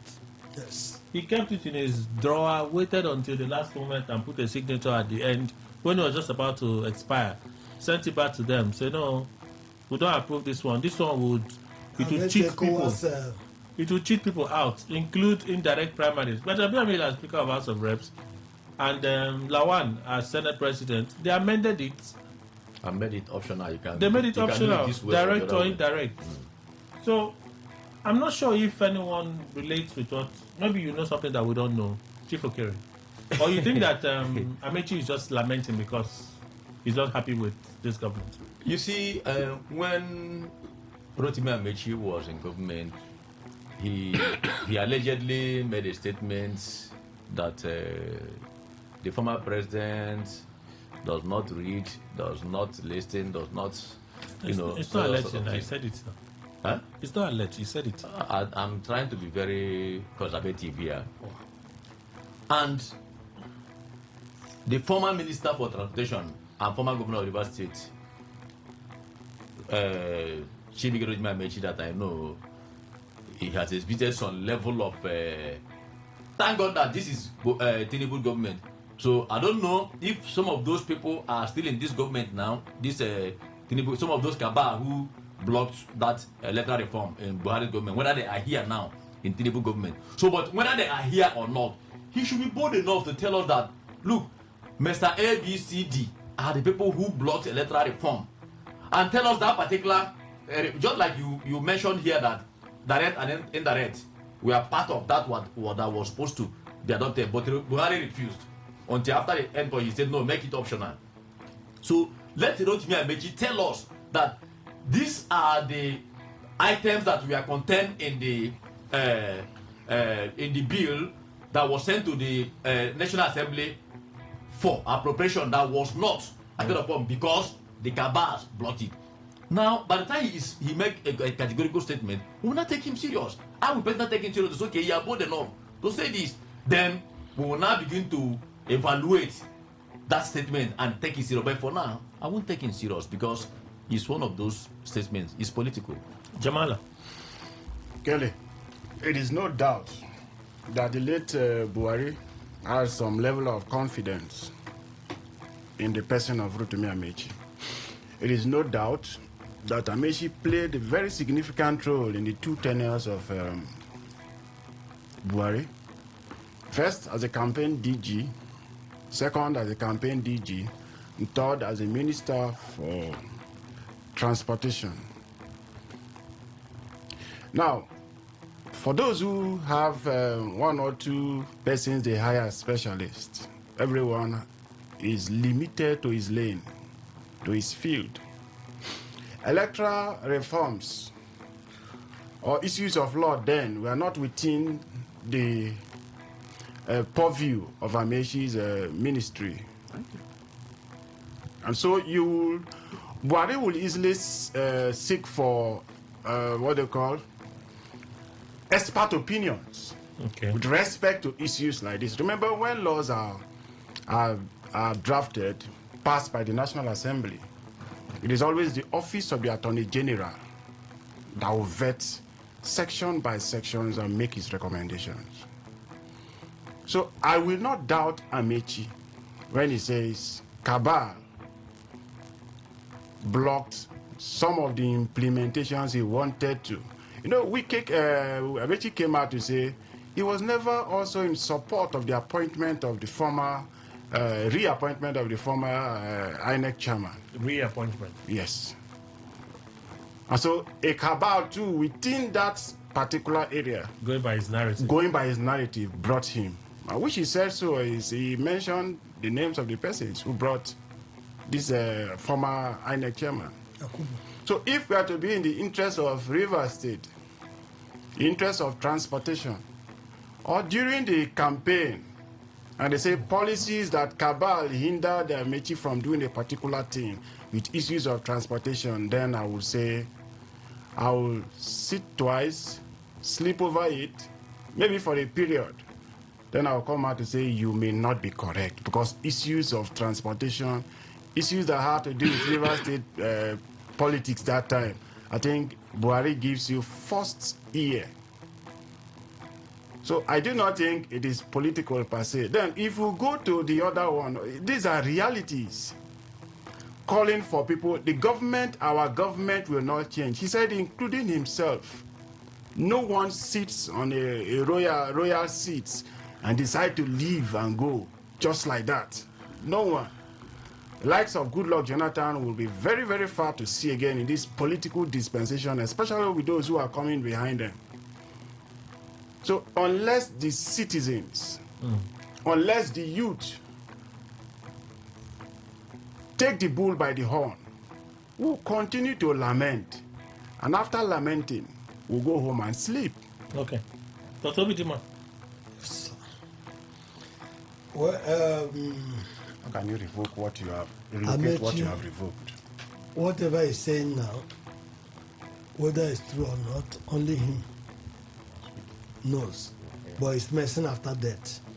In fact, what Amechi should occupy himself now, telling us. In fact, he should come back home. Start at the grassroots to mobilize people for his party. As ADC. The ADC had joined. Okay. You know, they're giving us this kind of old woman tale. You know, I don't, there are things that sometimes when some of them say this thing, they think they are impressing the public. And when we know that this is not reality, what did you do? Yeah, Kaba. What did you do when they broke that thing? What did you say? How did you, can't you find a way, pass that message to somebody that will blow it out without mentioning your name? They will not know that, yes, now you are saying it. Something like this came up, that there's a cabal blocking this amendment, this electoral reform. I'm one of those who cannot believe that story. I can't take it. So Amechi should stop dwelling in the past. He has joined a new party. And what he should do, I thought by now, he would have worked assiduously. Working assiduously to set up ADC structure at the world level and all those things, and make it a party. Maybe Rivers people should be looking towards them. They exist. In 2027. So let him leave those stories that are not known to anybody. Okay. Buhari is still alive. Okay. To collaborate that or not. He didn't say it when Buhari was alive. But whatever it is, but we know that it's a pattern. No, like Jamala said there, that we can't have another Jonathan who allows some people the institution to run. Tinubu, we are now talking of 2027. There are so many areas that call for amendments in that electoral act. What is the National Assembly doing up till now?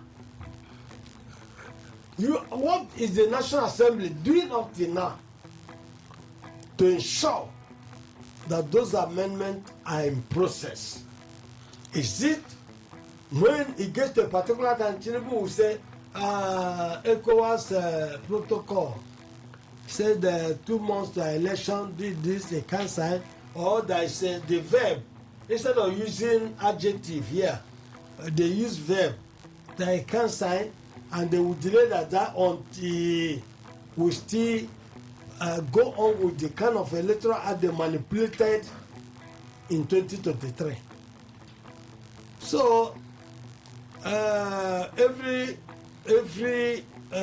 government that is not civilized who want to maintain their so-called whatever that is existing to exist, so they benefit from it. Except the people rise, and they will rise anyway. Okay. They will rise.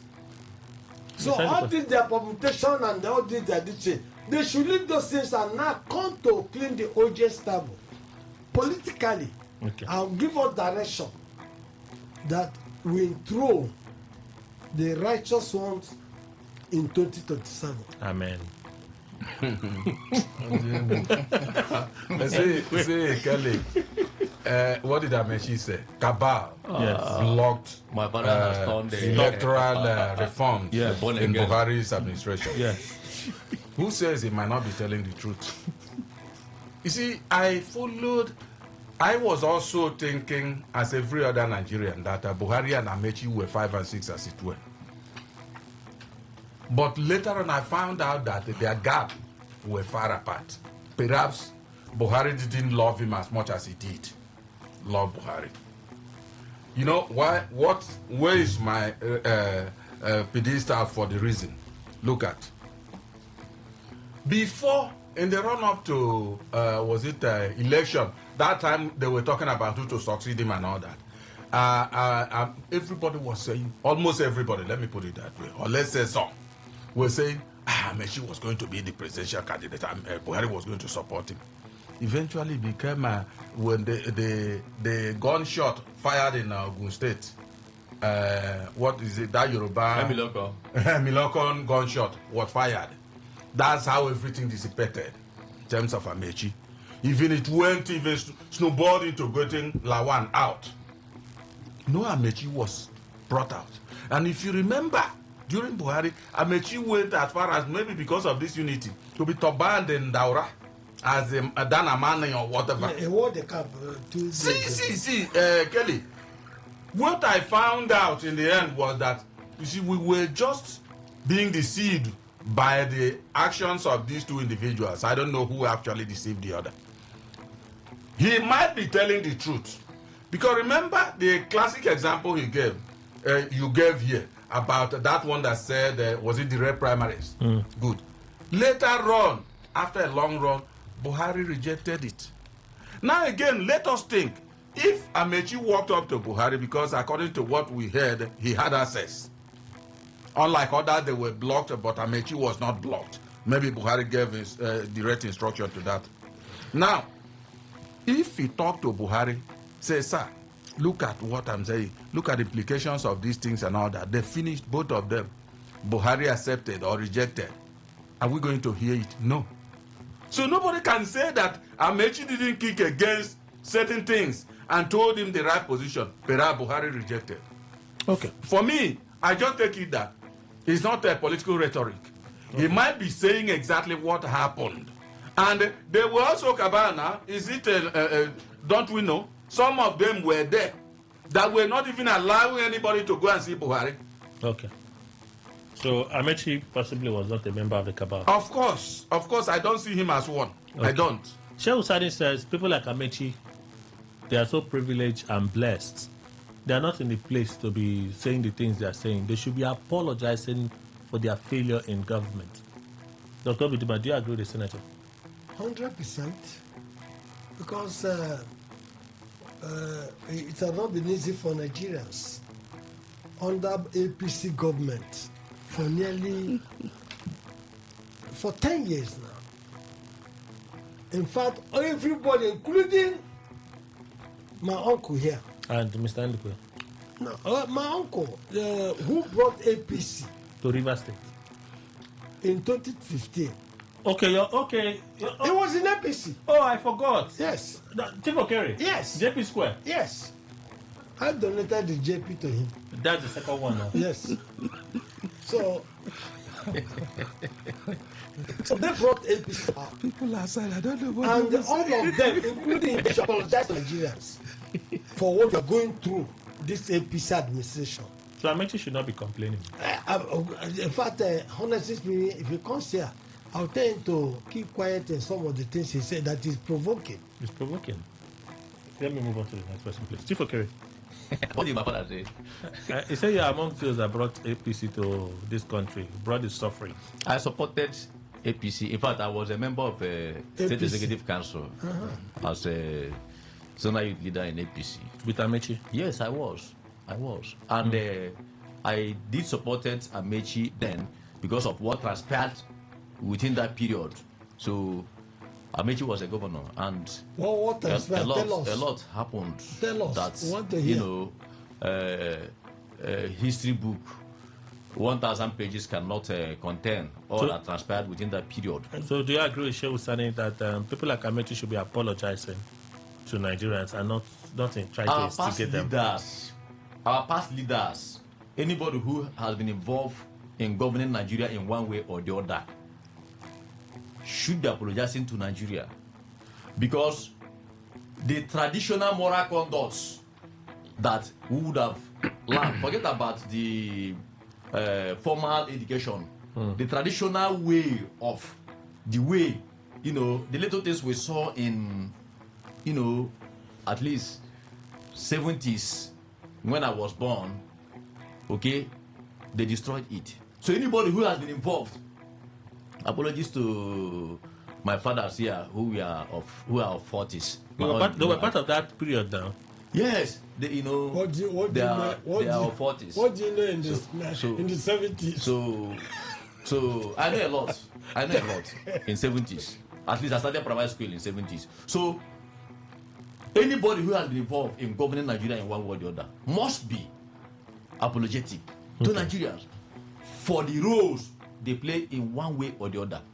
The worst has been what we experienced, you know, between 2007 or so to say, after Obasanjo left. It wasn't as bad as it is, even when Obasanjo was president. Yes, it wasn't right, but after Obasanjo left, it was the window of looting opened. So that administration that was before Buhari was so bad that even the Minister for Finance, Okonjo-Iweala, came to she made a statement asking Nigerians to tighten up our bets, which we are trying to see how to free ourselves today. So I was part of that government. I was a member of APC. I joined Amici to APC in 2014, and I had no regret for that. But after 1 year of Buhari administration, because everyone was seeing Buhari as a saint, as somebody who was coming to do magic, in your studio here, I said I regretted voting Buhari. I said so here, several occasions, and I said I apologize to Nigeria for voting Buhari, and I was not going to vote for him again. Second tenor, I didn't vote for him again. So should Amechi do the same thing? Amechi should be apologizing to Nigerians. He should be apologizing. Because let me tell you, he was a minister for transportation, super minister, who wrote contract agreement in Chinese language. Okay, so many things happened in that. So it's not something that we should remember. So they should keep calm. If they don't have anything to say to Nigerians, they should keep calm. Let's see if there's any way God will salvage this country. Okay. What do you want to say? Jamala. No. Kelly, I want to always assess people by the office they have held. Simple. Are you following what we are talking? You know, you're my friend, you are by my corner. I hope you are supporting what I just said. I don't want to support because you. Because you are busy to confuse him. When I was talking. So I don't want you to. Jamala, don't accept that confusion. I've gone past that. You know, you are my I've gone past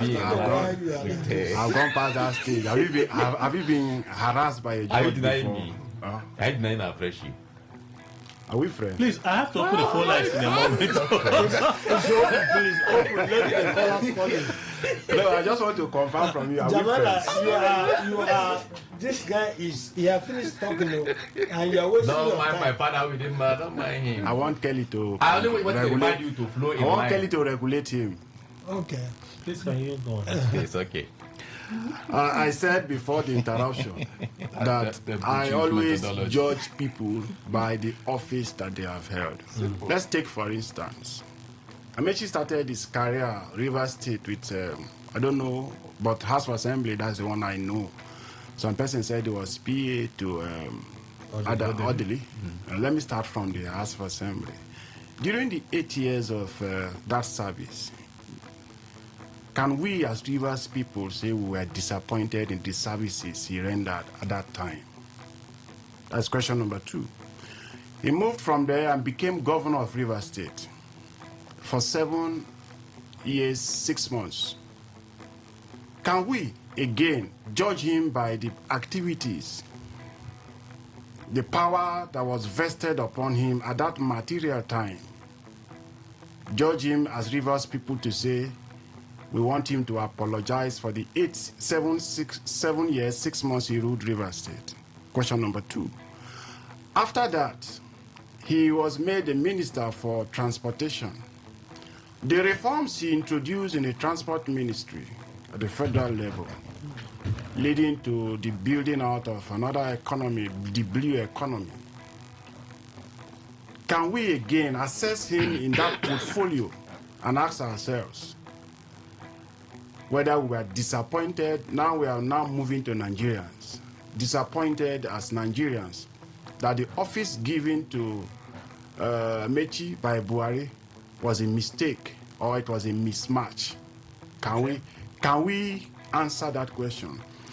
If we answer all these questions in the negative, then who is the person that conveys this message? What is his name? Sani? Now, can we assess Sani? The 4 years he stayed in the Senate, his attempt to return back, was it not a direct rejection by his own people for twice? Is that what you call it? Or it was a political principle that played him out? I don't get. He Kelly. was humiliated by El-Rufai forces. Kelly, I don't get. He contested an election and lost. Which election did he contest? The Nigeria election. Okay, he contested on the platform of another political party. One party like that, one adopted party after he was booted out of APC. He went to I don't know if he's any NPP also. So you have answered, but a political party. He contested an election and the people assessed his previous 4 years and said, no, you cannot go back again. He didn't win. Simple. What is the about? I understand. So clearly that was an affirmative action by the people. That was an affirmative action by the people. So if that be the his case, local, his just the little constituency he was able to control rejected him.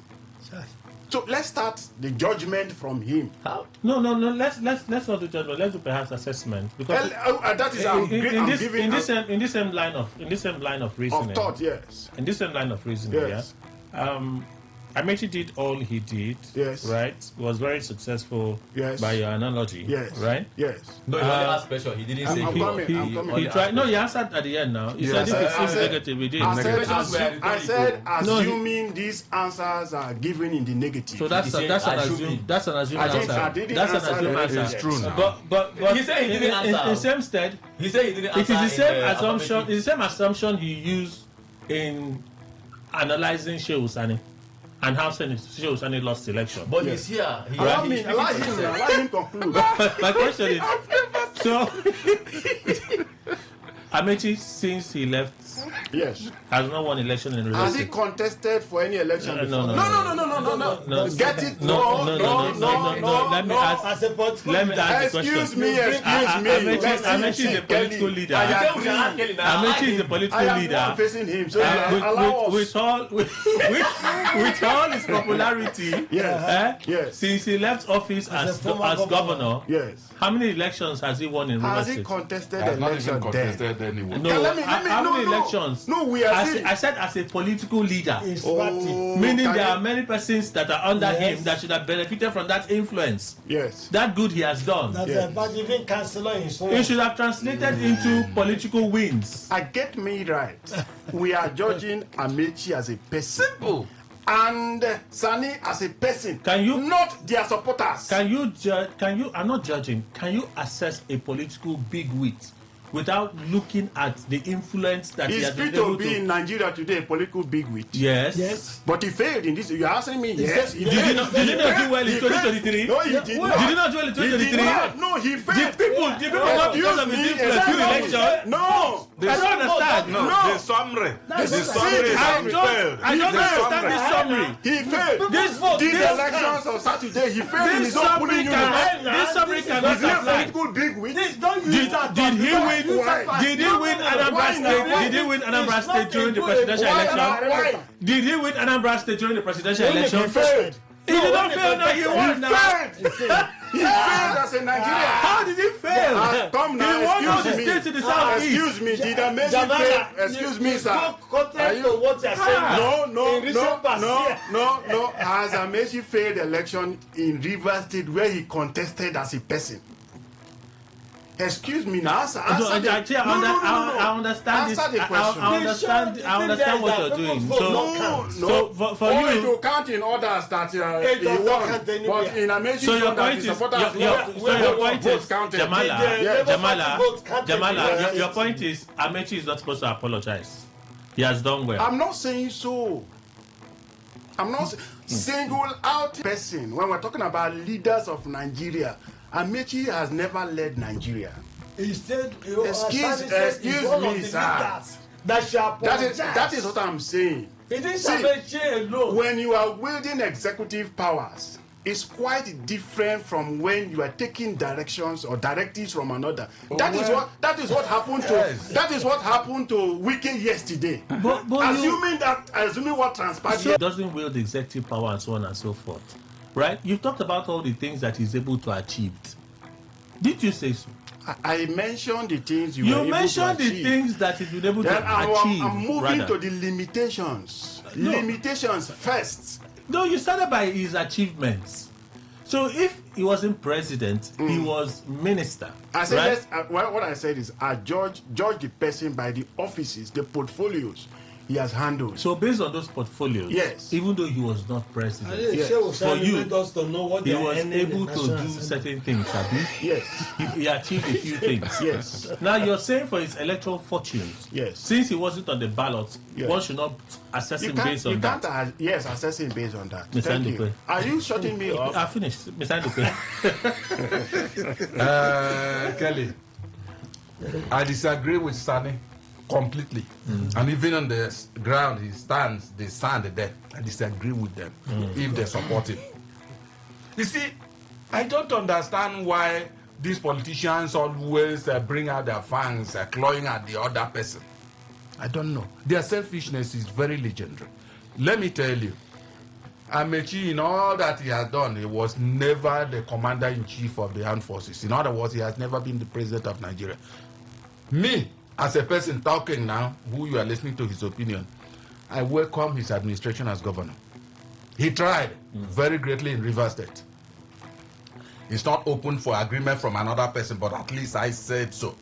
Now, when he became minister, he also diligently did his job. Just like Wike, no matter the confrontation he had with those military people, Wike is also doing well as FCT minister. According to you? Of course, now you see another person, it's Emmanuel Dupe that is talking. Can't I re-emphasize it? No, I don't know why you are re-emphasizing. Anybody hearing me will know that I'm the one talking. I don't understand. I have the right to re-emphasize it. What I'm saying is that Amechi did well. Take, for instance, a classic example. I always hold to an example. When there was that rail attack. No. The one from Kaduna, Abuja to Kaduna. Yeah. That train that terrorists hijacked more or less. Amechi came out, even though he was still a minister then. He came out and openly said that, look at all the proposals he made, that if they were adhered to, this thing wouldn't have happened. He openly said that Buhari heard it. Buhari was alive. He heard it. That's to show you a man that believed in himself and was welcoming challenges. If anybody said he didn't say so. Let me finish. No. Was it Sinajo or whoever that nearly countered that and then, but he didn't counter the substance of what Oshibasho did not even speak. They had a Federal Executive Council meeting. Yes. And at that meeting, they looked at the proposal. And the question was asked, this person that you're bringing as one who is competent to handle this contract doesn't have a record of competence. That is to those people. That's what they said. No, the FEC. That's what they said. The FEC sat in council. The vice president was presiding over that meeting. And it was the communique that was read out because they queried it. They said, this is the person you're asking to give this job. It was a surveillance job. It is. It was a surveillance job. Yes. This person, in fact, the account is not even known. This account was registered, company was registered only how many days ago, and you want us to award a contract of this nature to this person that is unknown? Well, let me tell you, Kelly, what I observed from that particular comment of Amechi is that having discussed it at that high level and it was rejected, and exactly that thing happened, he came out and re-emphasized what he said. It means he is a man that believes in himself, and I'm only saying that he's exemplary, at least in what he did as a transportation minister. He wasn't still the president. So how can one be saying, because remember what I always tell you, that a minister is as effective and powerful as his principal makes him. Okay. So how can I say Amechi should apologize? It is rather Shehu Sani that should apologize. Okay. Yes. So let's open the phone lines. Right? 0810-9510-951. But you need to read what that FEC meeting said about that Amechi's proposal. I don't need to read that. You need to read it so you can have a better understanding of it. 0810-9510-951. 60 seconds. Let's begin. Today 95.1. Good morning. Sir, good morning. Welcome, sir. Yeah, I'm Tino Economist from my good period. I believe on what James said concerning Amechi. When Amechi was a governor in River State, according to the question of my brother Benjamin, Amechi tried very well than any other governor that have ruled River State. If Amechi should apologize, then what will Wike do? The person like Wike. Then Wike for his last time, they apologize to River people. So I disagree with Shehu Sani on that particularly. So on what issue again? Don't worry, your time has finished. Thank you. Today 95.1. Good morning. Yeah, Kelly. Good morning. Again, man. Good morning. AB from Port Harcourt. Kelly, yesterday I thought about a Koremadu issue, but let me take another dimension to it today. Looking at the political coronation, the move by Mr. President, it's an obvious that this is a heavy wing in the society know themselves. And they believe that both of me and you as a common man doesn't count. A governor can sit in office and write results, give the INEC, and they announce, unlike what happened in 2023.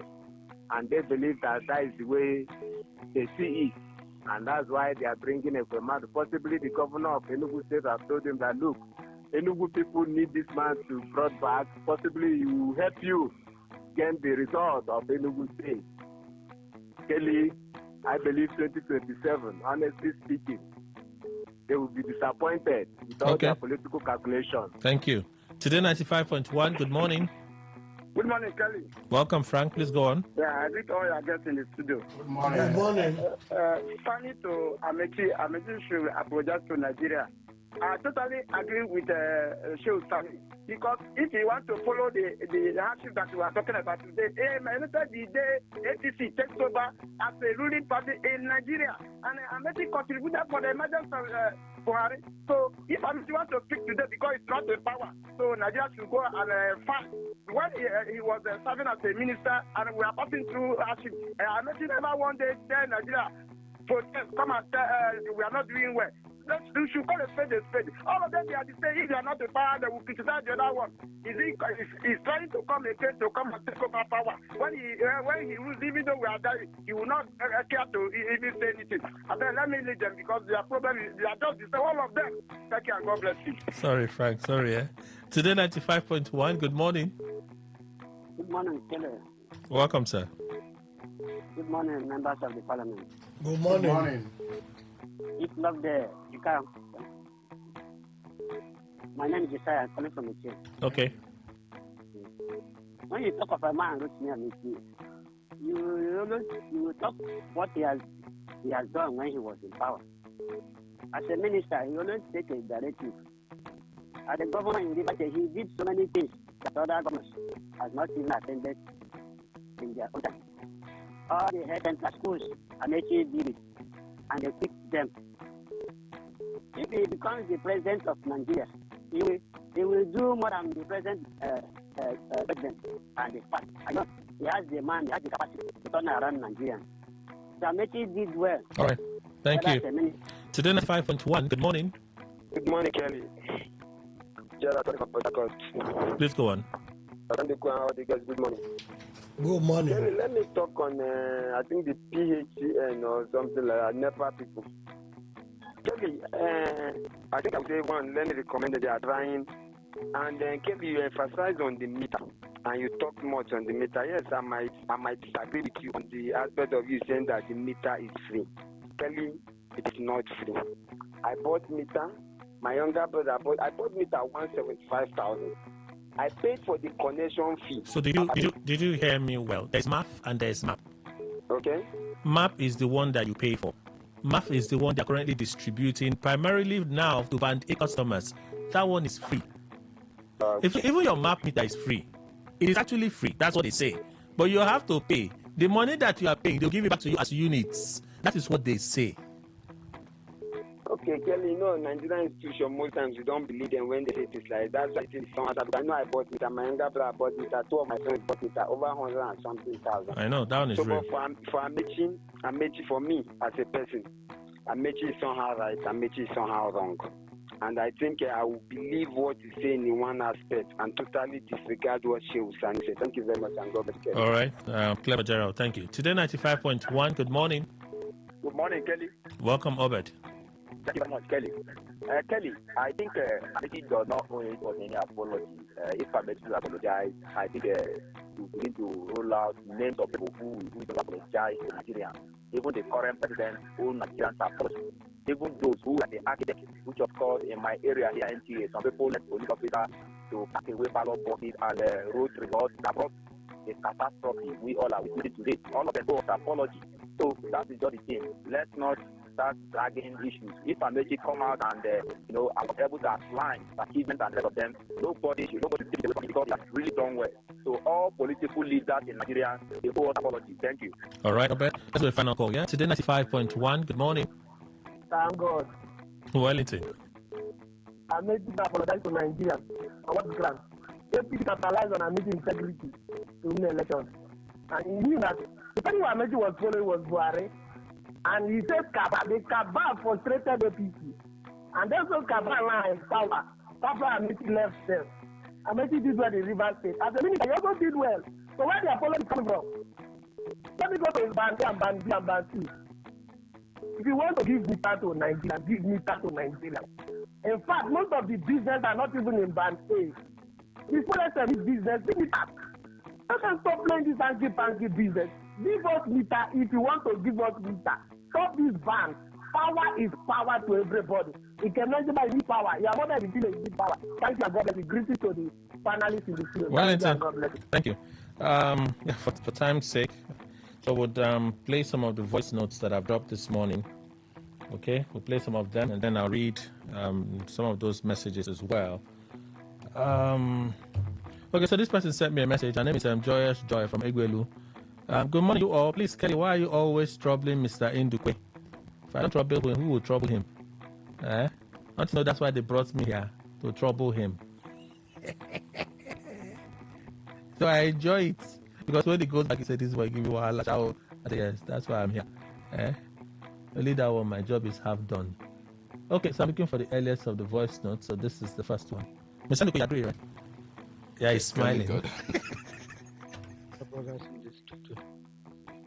I'm Odunze, calling from Muguda. I want to comment on the PhD metering. I want to know how they are taking the issue of those paying with estimated bill.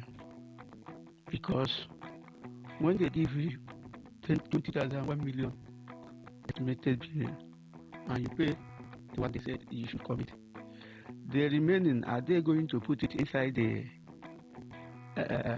meter, the new meter they are giving you? How do they reconcile it? This I want to know. Okay, if they're not casting that money, I say you meet idea. They call it arrears. They call it arrears. Hello, good morning, Kelly. My name is Oyu. Kelly, I'm very ashamed of the attitude that we gave display yesterday. Look at an FCT minister calling a military man a fool. Insulting a military man before the public. Kelly, how do you want this guy to feel? We should just thank God that this man is a learned guy. Assuming it's not those one that are not learned, by now they could have put 3 on him and nothing was. These are the things that get this military man. Assuming we're in a military regime, can we call it an animal fool and insult an animal in public like this? That's just why you see some of them get angry, they just plan for coup. The way we just behave, in fact, I'm very ashamed of him. A minister of this country behaving like a child in the presence of everybody, insulting people anyhow. That's the last time nobody wants to say anything. I pity him. I pity his followers. Thank you. Good morning all. Good morning everyone. Elizabeth. Concerning Wike and the uniform men yesterday, to me, Elizabeth, this is a street play. This is to divert the citizens' mind out from the main issue for what is happening in the country. It's such a street play to me. I know Wike goes with the media, blah, blah, blah, all the times, but this, he has a master plan of the FCT. If he detects that this man or this land or this building is not good, is not situated, you put a call to the man, go to him and talk face to face, talk to them. Why going with media, with everybody, everywhere, blaming, and there's a viral notice, everybody is seated, everybody is waited. No, this to me is a street play. It's well planned to divert our mind. Do you know yesterday what happened in Chibok? I'm sure you know. You have to find out soon. Is it COVID? A lot happened there. A lot is happening. To me, this is a street play. This is a diversion. Thank you. Kelly, good morning. Good morning to the guest in the studio. My name is Aroma, calling in from Maryland. Why is it that anything that has to do with the Honorable Minister of the FCT has this undertone? Everybody wish for something evil to happen to him. Everybody wish for him to be embarrassed. Everybody just wish wants something bad or the other to happen to him. Why? We used to cry how the military is to bastardize Nigerians. Nobody is saying that the military has no business over a civil matter. People are just saying the military are embarrassed. They are now hailing the military official. The same way they hate P2B, he crashed. The same way they hate Madikano, he crashed. The same way they hate Ubara, he crashed. And I hate this young man. What's yours? That don't be the man said, nah, you, what the hell, you get so wicked. Okay. Thank you for reaching out. Many messages here, but of course we won't be able to take all of them. So let me just race through a few and then go to traditional SMS channel to read a few this morning. So let's begin with, all right. It's unfortunate that a high-profile government official will be dishing out such words on a federal government official. Wike is becoming uncontrollable in power. Sage from Rupoku. I suppose that's Rupoku. Thank you. Hi, Kelly. Nigerian government claiming they are in talks with the U.S. government. Very funny. Well, there is that is their business because I don't believe anything that comes out from the mouth of the Nigerian government. Eric, you sent that one. Thank you. One Clinton West FGI high-power delegation to London in order to discuss and possibly transfer Kuremadu. I say this is laughable and I disagree with the federal government. Kuremadu should complete his prison sentence in London. Thank you, sir. In an apartment. Okay, so people are asking me about PhD. I just gave you a bit of what I saw yesterday. That's what I did. For me, the FCT minister should please stop abusing people anyhow because it's not good as a public official, no matter how angry he is. Rotimi Amici is saying the truth until Nigerians wake up, like the people of Tanzania, and resist this president. Then Nigerians will continue complaining. Brighton from Woji sent that one. Greetings, Kelly and the guest. It's indeed disheartening to see some people applaud the high level of impunity displayed by the officer Yarima challenging the FCT minister. For me, the young officer has no respect for constitutional authority. Christian Williams, you sent that message. Okay, so this one sent the voice in 2 minutes and you called me on a video call. I wonder what you're expecting to see. Want to see the live studio? Go back now, I'll show you. FCT minister went too far by calling a military officer in uniform a fool. Anyone that calls a military officer in uniform a fool has directly insulted the office of the president. The president is the chief commander of the nation's armed forces. I am in support of the FCT minister should tender an apology to Mr. President. Thank God ability to send a message. Thank you. Traditional SMS channel. Good morning, Kelly and my respected guests in the studio. Chidoka asking Wike to apologize to the military for using such words on them. For me, I think it's very correct because if you look down on the military, it's like you're looking down on President Austin George from Rumomoy. Send that message. Morning, Kelly on Amechi and how he was sensitizing some group of persons to protest and not give up on coming out to vote against this administration. I ask if he was to be, if he were a minister now, would he be talking like this? Matthew from Tanzania sent that message. Good morning, Kelly, and I guess statement credited to Burate against FCT01 is laughable. That boy is the one that is supposed to apologize to Yerishi. Godson from Port Harcourt, he sent that one. Morning, Kelly and panelists. FCT Minister Wike should please mind the way he operates in Abuja. There are other ministers in this country doing their jobs cordially. Wike should stop showing himself. Ejima from Army Range said that one. The last one from here. Hearing that meter surprises me because my boss' house, he paid 250,000 both meter and connection. So they should come up clearly.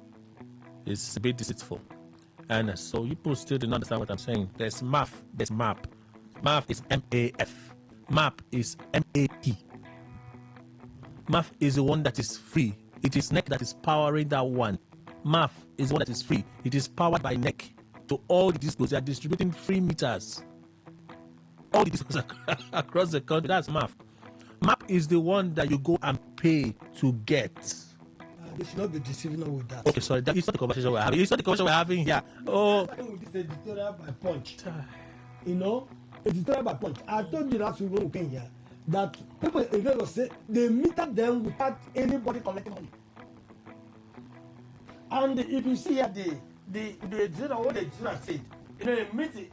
In Kenya Disco, list with 84%. So let me position the mic well for you. Okay. So 84.65% meeting rate. Okay. Followed closely by Eco at 83.30%. Where's PhD? They didn't mention them. Wait, let me finish. Abuja at 73.06%. Wow. Oyola last at. Bunch of which ones is there? Listen, so that people can know. Okay, that was Thursday.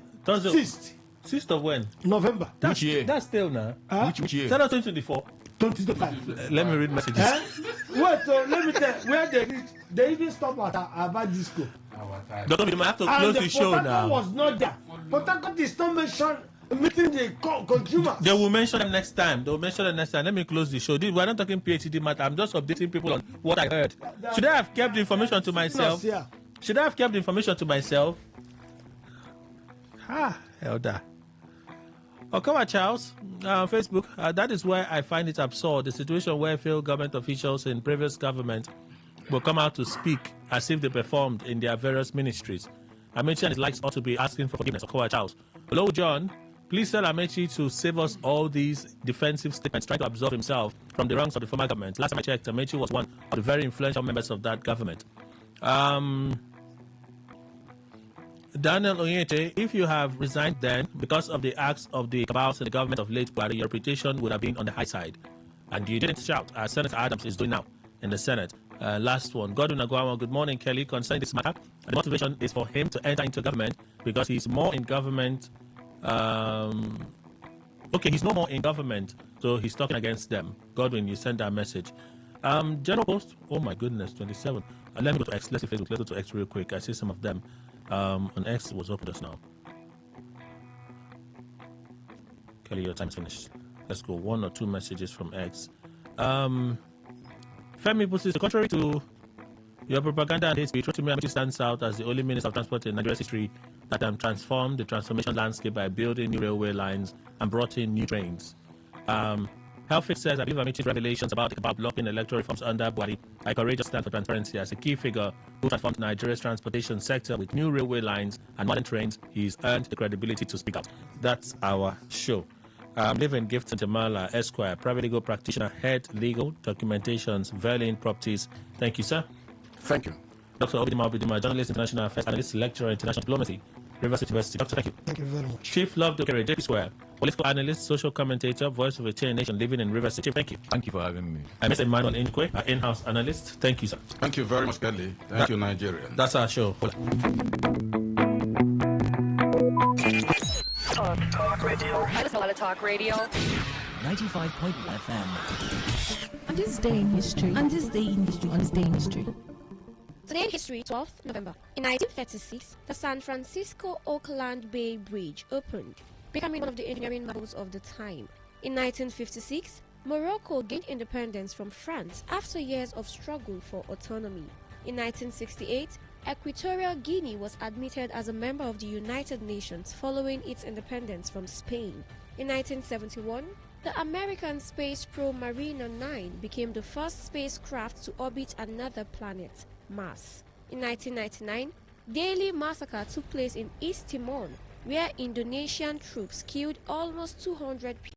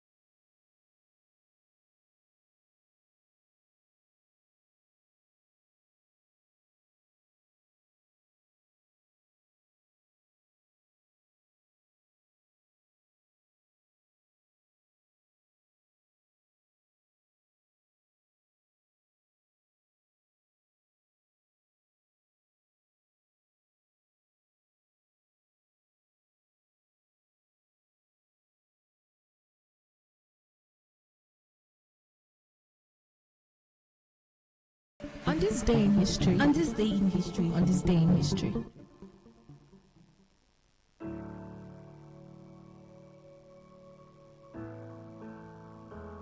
I don't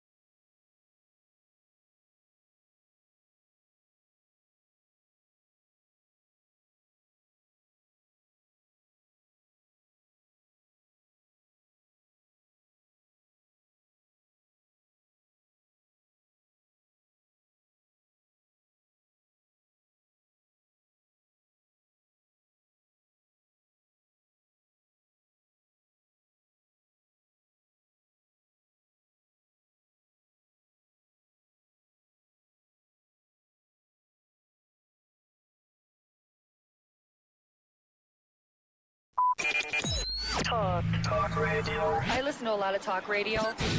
95.1 FM. Get ready to turn up the volume and dive into the heartbeat of entertainment. From the hottest celebrity gist to trending music, movie buzz, viral moments, and behind-the-scenes drama. This is where the fun never stops. Tuning to Entertainment Today, only on Today 95.1 FM, Voice of the People, your station for pure entertainment. Weekdays, 11:30 a.m. Entertainment Today, where your favorite stars and stories come alive.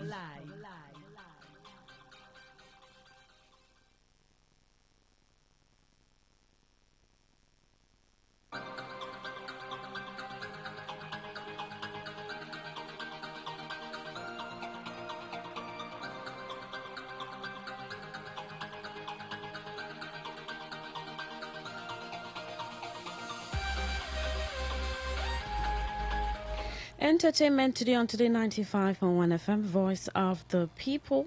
It's Wednesday, November 12, 2025, 11:35. I am Queen Chima. Well, on the foreign scene, where Reform UK has said it will no longer cooperate with a BBC documentary about the party following a row over Harbour speech by U.S. President Donald Trump was edited. The BBC had commissioned an outside production company, October Films, to make the program, which was due to air in January. The company was involved in the Panorama documentary about Trump, which has triggered a major role at the broadcaster, though was not responsible for the editing of the speech, which was done by BBC staff. An internal reform email seen by BBC News said the production firm had conducted themselves professionally on the project, but advised members to decline to participate with filming going forward. October Films has been approached for comment, while the BBC said it does not comment on in-development projects. The documentary was due to be called The Rise of Reform and was to be presented by the BBC's Laura Quensberg. Its makers had been giving unprecedented access to senior figures in the party, the internal reform email said.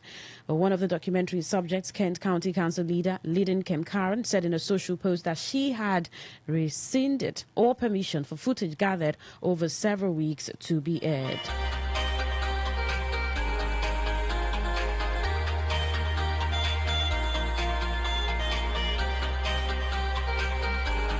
While living in the box, singer Richard Derbyshire dies at age 65. Well, formed in Sheffield, the band scored a worldwide hit with their debut single, also called Living in the Box, in 1987 and had two further top hits in the UK. Derbyshire's vocals gave the group a soulful edge, particularly on the brooding ballad Room in the Heart. But he left the band in 1988 after personal changes at their record label caused artistic differences during the recording of their third album. After releasing a solo record in 1994, he went on to write songs for artists including Lisa Stansfield, Jennifer Rush, and Level 42. The musician died Monday, 10 November. His family confirmed to the BBC, adding, "We're all very sad, but his memory and songs will live on." No cause of death was given. In a statement, his former bandmates paid tribute to his incredible talent. His vocal skills knew no bounds, from the driving raw power of our first eponymous hit song to the tender, heart-melting charm of Room in Your Heart. Richard truly could do it all. Richard, wherever you are, we'll miss you dearly. The laughs we had, the wildcard ride we went on, would never be forgotten. After studying English literature at Oxford University, he joined a Manchester band called Zuzu Sharks, which also includes Adams and the Ants bassist Gary Tibbs. They scored a minor European hit with the synth-pop single Love Tumbles Down in 1983, but Derbyshire left the band soon afterwards. He was working on solo material when he met drummer Anthony. He was happiest in the studio, guitar in hand, working on the next song, his bandmate said. Well, in a similar development where Dame Jilly Cooper suffered a fatal head injury during a fall at her Gloucestershire home, an inquest was told. The writer, known for her steamy romantic novels such as Riders, Rivals, and Polo, was found by family at her home in Beasley at about 17:00 on 4th of October. Gloucestershire's Coroner's Court was told Dame Jilly was initially alert and taken by paramedics to Gloucestershire Royal Hospital, where her condition deteriorated. She died in the hospital with her family present. Katie Scarrett, senior coroner for Gloucester Tertiary, reached a conclusion of accidental death and said Dame Jilly, 88, died as a result of traumatic subdural hematoma. The medical opinion was that this head injury was unfortunately catastrophic and therefore likely a terminal event.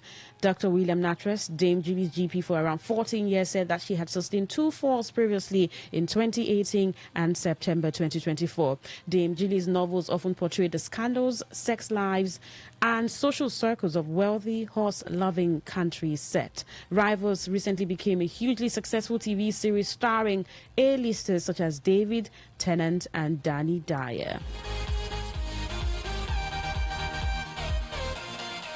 Well, in Nigeria, where Burna Boy's Three Cold Dishes recorded 24.6 million naira in its opening weekend, immediately signaling that the film has grabbed attention. Beyond the numbers, the thriller is an ambitious statement about African storytelling, human trafficking, and revenge set across Nigeria, Benin, and Cote d'Ivoire. Executive produced by Burna Boy through his Spaceship Films banner, the movie tells the story of three women, Esosa, Fatoma, and Gisele, who reunite 2 decades after surviving human trafficking to to exact revenge on men who exploited them. It's a high-stakes, multi-country narrative that combines tense storytelling with a pull of Pan-African cinema.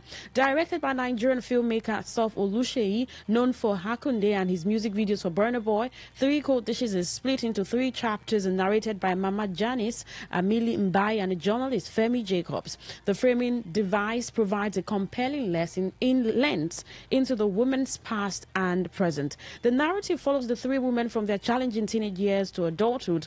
Esosa is taken from home by her uncle. Fatoma is offered a football career in Paris, and Giselle faces the complexities of a troubled family and spirituality.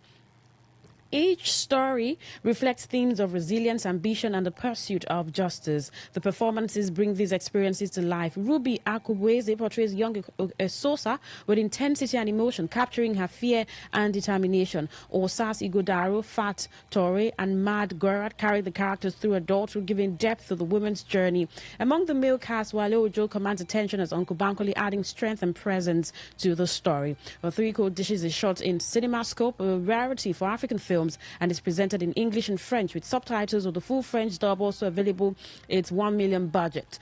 Reflects a high production value by African standards. Location vary from Lagos urban grid to Cote d'Ivoire coastal vistas and Benin's desert expanses with carefully lit sequences, especially the brutal early days, creating some of the film's most striking visuals. The film also experiments with structure scenes, move between intense action, travel edits, and reflective moments. The scope of settings, from abandoned plains to desert chases, demonstrate ambition and a Pan-African reach. The soundtrack, featuring 2 Burna Boy tracks, further elevates the tension and tone, tying the music and narrative together while silently reminding viewers of the executive producer's influence in the project. Well, at its core, Three Cold Dishes examines the complex web of trauma, freedom, and revenge. The women are no longer under the boot of their traffickers, yet their new freedom comes at a price. They serve criminal interests, moving drugs and maintaining operations. The film raises uncomfortable questions about the cost of survival and the lasting effects of exploitation. Still, the movie succeeds in highlighting female resilience and sparking conversation about human trafficking in Africa from a fresh perspective. It's a rare thriller that combines entertainment with socio-political relevance, setting the stage for future African narratives to adopt both scale and conscience.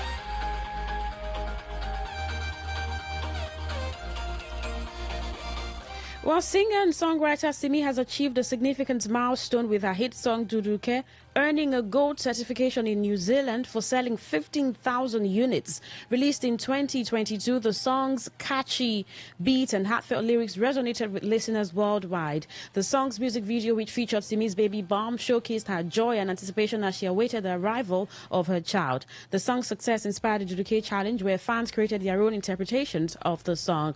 Simi's daughter, Adejare, has also become affectionately linked to the song, with some fans referring to her as Duduke. It was gathered that while Simi doesn't mind the association, she prefers her daughter to be called by her actual name.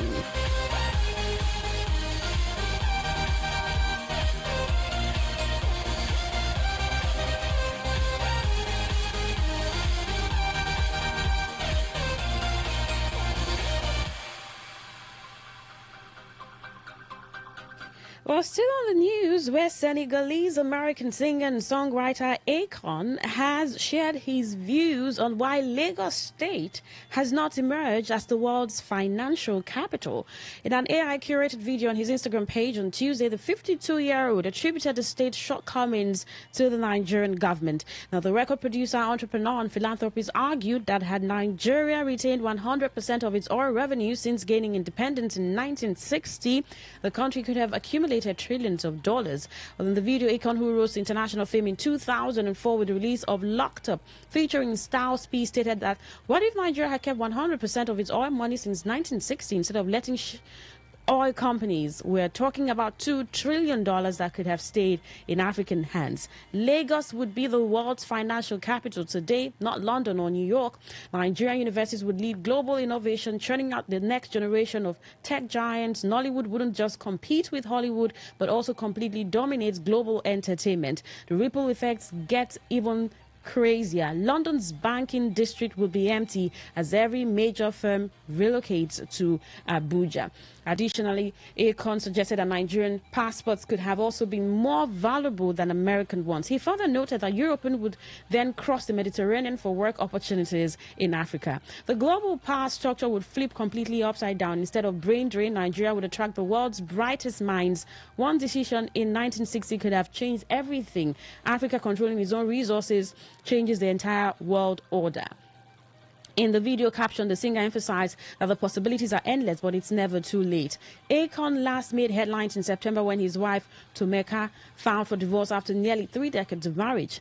Thiam, who married the Grammy-nominated artist on 15 September 1996, sought the divorce, citing irreconcilable differences. But the divorce documents reveal that the couple have a 17-year-old daughter. Thiam sought joint legal custody and requested physical custody of their child.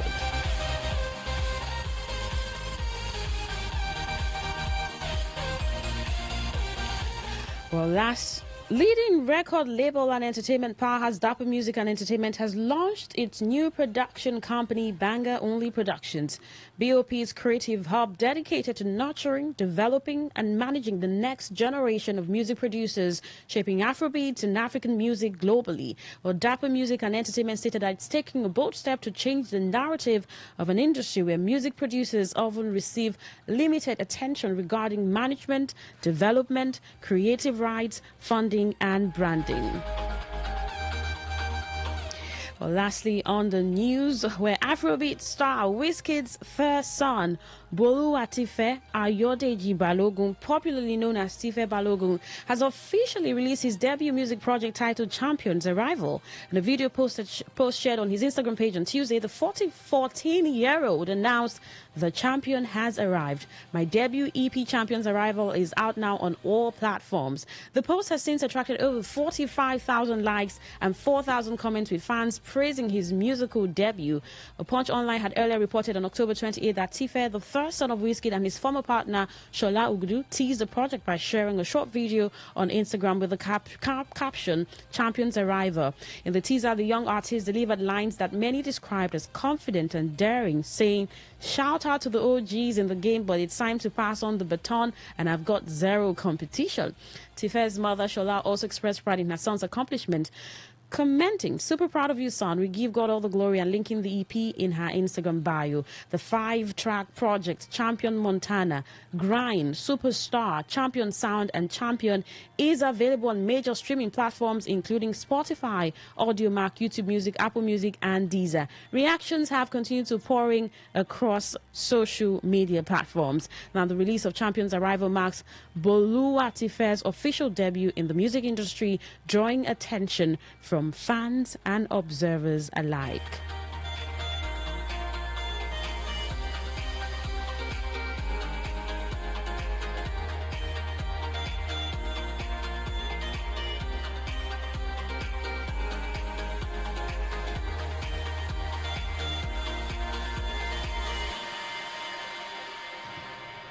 Well, you're still listening to Entertainment Today on Today 95.1 FM, Voice of the People. Now, Two-Face, Wizkid's son, Bolo Tufe, the release of his EP has got a number of people talking, Tife as he's popularly known, and I mean, just appreciating the star Wizkid for training his son. But for some people, it's just a little too natural for things like this to happen. I mean, like father, like son narrative. We've seen families dominate the music scene in Nigeria. I mean, families where father, mother, children, relatives are doing music, and then they continue to dominate the scene. Afrobeats, like the Fela Kuti's family. And it's just while people want to celebrate people's children doing music, for this sounds unique because Whiskey's son is quite young, and then takes it back to when Whiskey started too. And a lot of people have just been pouring congratulations to the young boy who they think is really talented, and to his father who has also trained him, according to some people, to be what he's about to be on this path. But for some people, they're also questioning how early it is. I mean, starting off at 14. What are your thoughts about this? Please give your thoughts. 0701 9339 962. That is 0701 9339 962. That's the number to send a text or WhatsApp message to. Well, Afrobeat star Wizkid's first son, Boluwatife Ayodeji Balogun, popularly known as Tife Balogun, has officially released his debut music project titled Champions Arriva. Have you listened to it? I'll give you a sneak peek into it. But then what do you think? What are your expectations from this young 14-year-old Wizkid's son, Tife? That's your messages coming. 0701 9339 962. You can drop a comment on Facebook, Today 95.1 FM. Do stay with us. We're back shortly.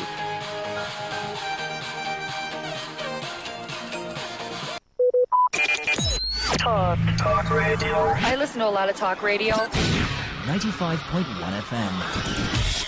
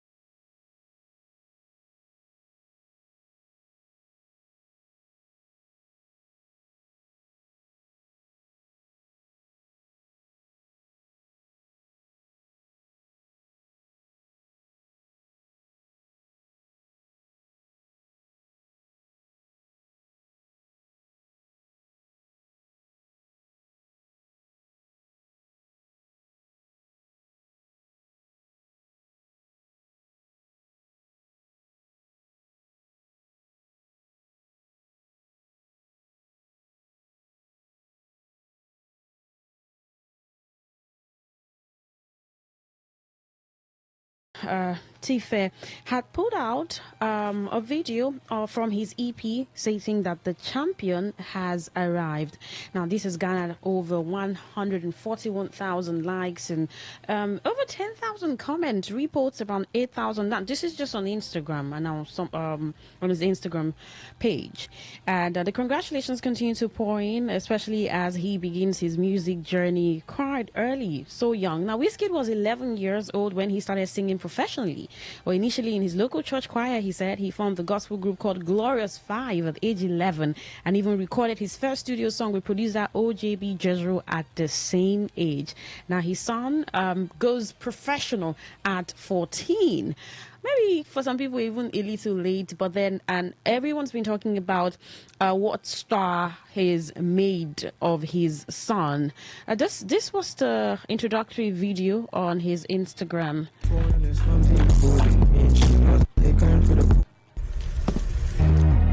No need for an introduction. You want to go through that's a champion song. You get me? Real niggas know it's a champion sound. I enjoy this time around. It's straight to the business. I'll take going for the corners. Look at the phone and there's no deep calling me. She knows I'm a champion. Just walk on a mountain. Sure, enjoy one the mountain.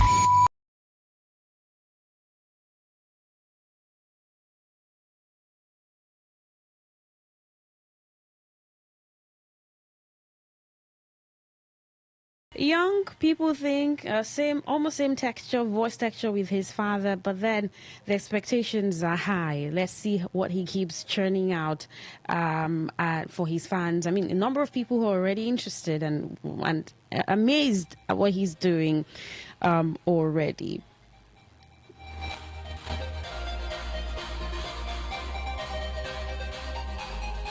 Now, before we wrap up, now here are a list of 7 biopics that tell Nigeria's most iconic stories. Now, African storytelling, especially Nigerian films, why it has met a lot of criticism. Some people also think there's been a level of improvement in terms of stories that are told.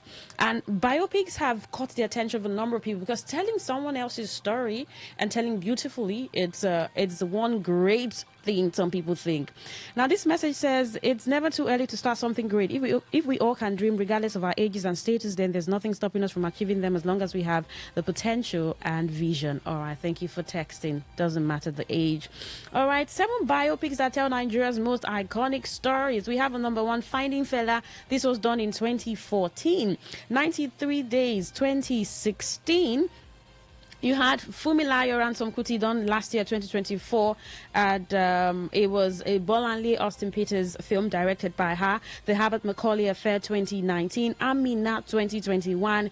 And Anyinla, 2021, but the Massey Portrait of a General, 2021, and Obi Emelonye's Badamasi is Nigeria's first political biopic telling the story of former military leader Ibrahim Babangida. Well, thank you so much for your thoughts on the show, and thank you so much for listening. One thing to take away from the show is it's never too early to begin. We all can dream. No matter how young you are, you're allowed to dream, and then dream big. That's our show, Entertainment Today on Today95.1 FM. Thank you so much for hanging around with me here. I am Queen Chima. The World News at 12 is up next. Good morning. Talk radio. I listen to a lot of talk radio. 95.1 FM.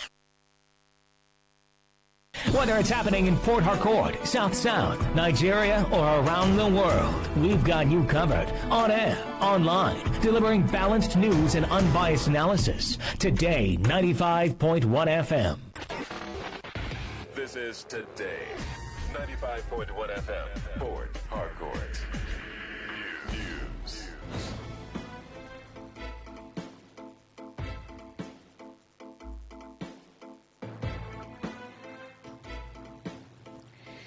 Good afternoon. This is the World News on your premium talk radio, Today 95.1 FM Port Harcourt. I am Queen Chima. The headlines. Senate demands 210 trillion naira refund from NNPCL to Federation account. Federal lawmakers shut down plenary following tension over budget. And the foreign scene, Israel negotiator resigns from ministerial position. Now the detail.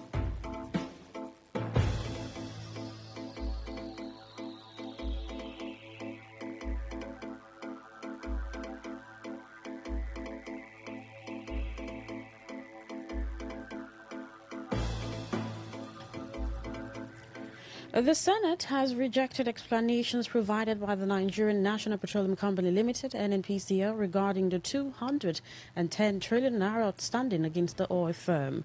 It came to the conclusion that the money which had not been accounted for must be refunded to the Federation account by the company.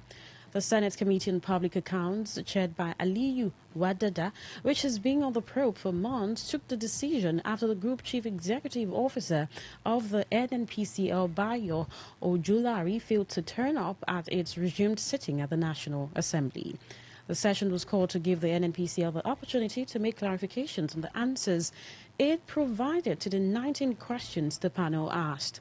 Following a review of the operations of the NNPCL from 2017 to 2023, the committee cited the unexplained transaction totaling 103 trillion naira accrued expenses and 107 trillion naira receivables in the audited financial statements of the firm, prompting it to raise the queries. After weeks of back and forth between the committee and the NNPCL eventually responded to the 19 questions. However, to resume the session, Senator Wadada frowned at the absence of Ojulari, whom the committee said gave no reasons for staying away, consequently rejected the explanations. The chairman of the committee, Senator Aliyu Wadada, while speaking on the panel's findings, said the responses were not only unsatisfactory but were also contradictory. The House of Representatives has raised serious concerns over Nigeria's border security, revealing that 1,894 of the country's 1,978 official entry points remain unmanned, leaving the nation vulnerable to criminal activities. Chairman of the House Ad Hoc Committee on Border Security, Issa Anka, sounded the alarm during the committee's inauguration in Abuja, where he warned that porous borders increase the risk of illegal arms proliferation, human trafficking and drug smuggling. Citing a recent ResearchGate report, Ankar said only 84 entry points are officially manned across Nigeria's estimated 36,450 kilometers of land and maritime borders. He identified inadequate funding, outdated surveillance equipment, personnel shortages and challenging terrains including forests, rivers, deserts and mountains as major obstacles to effective border control. Despite over 9 trillion naira spent on security in recent years, Ankar noted that expected improvements have not been achieved. The Speaker of the House, Abbas Tajuddin, described Nigeria's porous borders as an economic and existential threat, urging unified operations, intelligence sharing, and community involvement to enhance security. Meanwhile, tension over 2026 budget has stalled proceedings at the House of Representatives as lawmakers abruptly adjourned plenary without considering a single item on the day's order paper. Lawmakers exchanged heated words in the closed-door session that preceded the adjournment, fueling speculation of growing division within the House over the handling of the budget process. The House reconvened to resume legislative business with the loan request expected to feature prominently. Yesterday's order paper contained 30 bills for the first reading, 16 reports for consideration, 8 bills for second reading, and 6 motions slated for consideration and possible adoption. Proceedings commenced with the arrival of Speaker Tajuddin Abbas and other principal officers, after which the lawmakers went into a closed-door executive session that lasted for about an hour. Although no official explanation was provided, sources within the chamber suggested that the session centered on the expiration of one-week ultimatum issued to the Ministers of Finance, Budget and National Planning, as well as the Accountant General of the Federation, to clear outstanding debts owed to indigenous contractors. The presidential candidate of the African Action Congress, AAC, in 2019 general election, Omoyele Sowore, has advocated for policies to revitalize Nigeria universities across the nation. Sowore, who shared his experience during his visit to University of Abuja, claimed that the institution is no longer an institution of learning, but a graveyard of courage and ideas, insisting that the universities are dying due to lack of integrity, independence and freedom. The human rights activist in the chat with Today FM correspondent Uchendu Ijo narrated how he was stopped from entering into the University of Abuja premises by campus security, which claimed they were acting on the directives of the management of the university. Shorey said the campus security at the major entrance of the university bluntly told him that the management had declared his visits unacceptable, with the claim that the student union led by Yusuf Tobi Jamiu had no permission to host him on campus for an interactive session with students. He disclosed a situation where a female student was barred from entering the campus for improper dressing, a situation which he intervened after questioning if the university bought clothes for its students. The Federal High Court in Abuja has restrained the People's Democratic Party, PDP, from proceeding with its scheduled national convention pending the hearing and determination of a suit filed by former Jigawa State Governor Sule Lamido. In a ruling, Justice Peter Alifu also barred the Independent National Electoral Commission, INEC, from monitoring, supervising, or recognizing the outcome of the convention until the substantive suit is concluded. Justice Leafy noted that the previous judgments by Justice James Omotosho on October 31 had already stopped the PDP from holding the convention, stating that allowing the party to proceed could prejudice Lamido and harm his opportunity to contest for the position of PDP national chairman, a post he is constitutionally qualified to seek. The PDP had initially scheduled its national convention for November 15 and 16 in Ibadan, Oyo State. But Lamido, through his lawyer Jeff Njikonye, had filed an ex parte motion October 31 seeking the interim order to restrain the party. At that time, Justice Leafo declined to grant the motion outright, instead ordering the PDP and INEC, the first and second defendants in the suit, to show cause why Lamido's request should not be granted. Meanwhile, former governor of Ekiti State, Ayodele Fayose, has said that the opposition People's Democratic Party is now dead due to its internal crisis. Fayose, in a televised interview, said the party's collapse was evident from the exodus of key figures and its inability to resolve internal disputes. The former governor described the party as comatose, blaming its downfall on disunity and poor leadership. He stated that the PDP had been in decline for years but failed to act in time, adding that the defection of many prominent members reflected the depth of the PDP's crisis. You're listening to the World News on Today 95.1 FM, Voice of the People. After the break, more news, foreign and sports stories. Do stay with us. Every day, every hour, when the big stories break, depend on our 24-hour news team to bring you the latest. Today, 95.1 FM.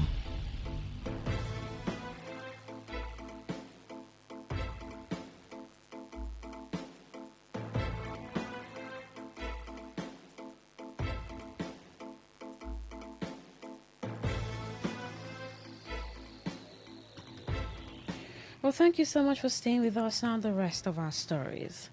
River State's Governor, Siminala Ifubara, has expressed dissatisfaction over the slow progress on the 14.5-kilometer Ndele Omofo Egamini Abandele Road project in the Mohaleke government area located off the east-west road.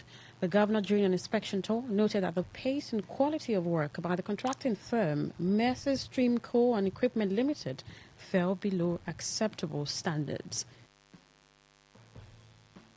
Accompanying the governor on the tour was the Permanent Secretary of the Ministry of Works, Austin Ezekiel Hart, who briefed him on the status of the project and related infrastructure developments, but Governor Fubara, visibly unsatisfied with the observed work, emphasized that his administration would not tolerate mediocrity or allow public funds to be wasted on underperforming projects.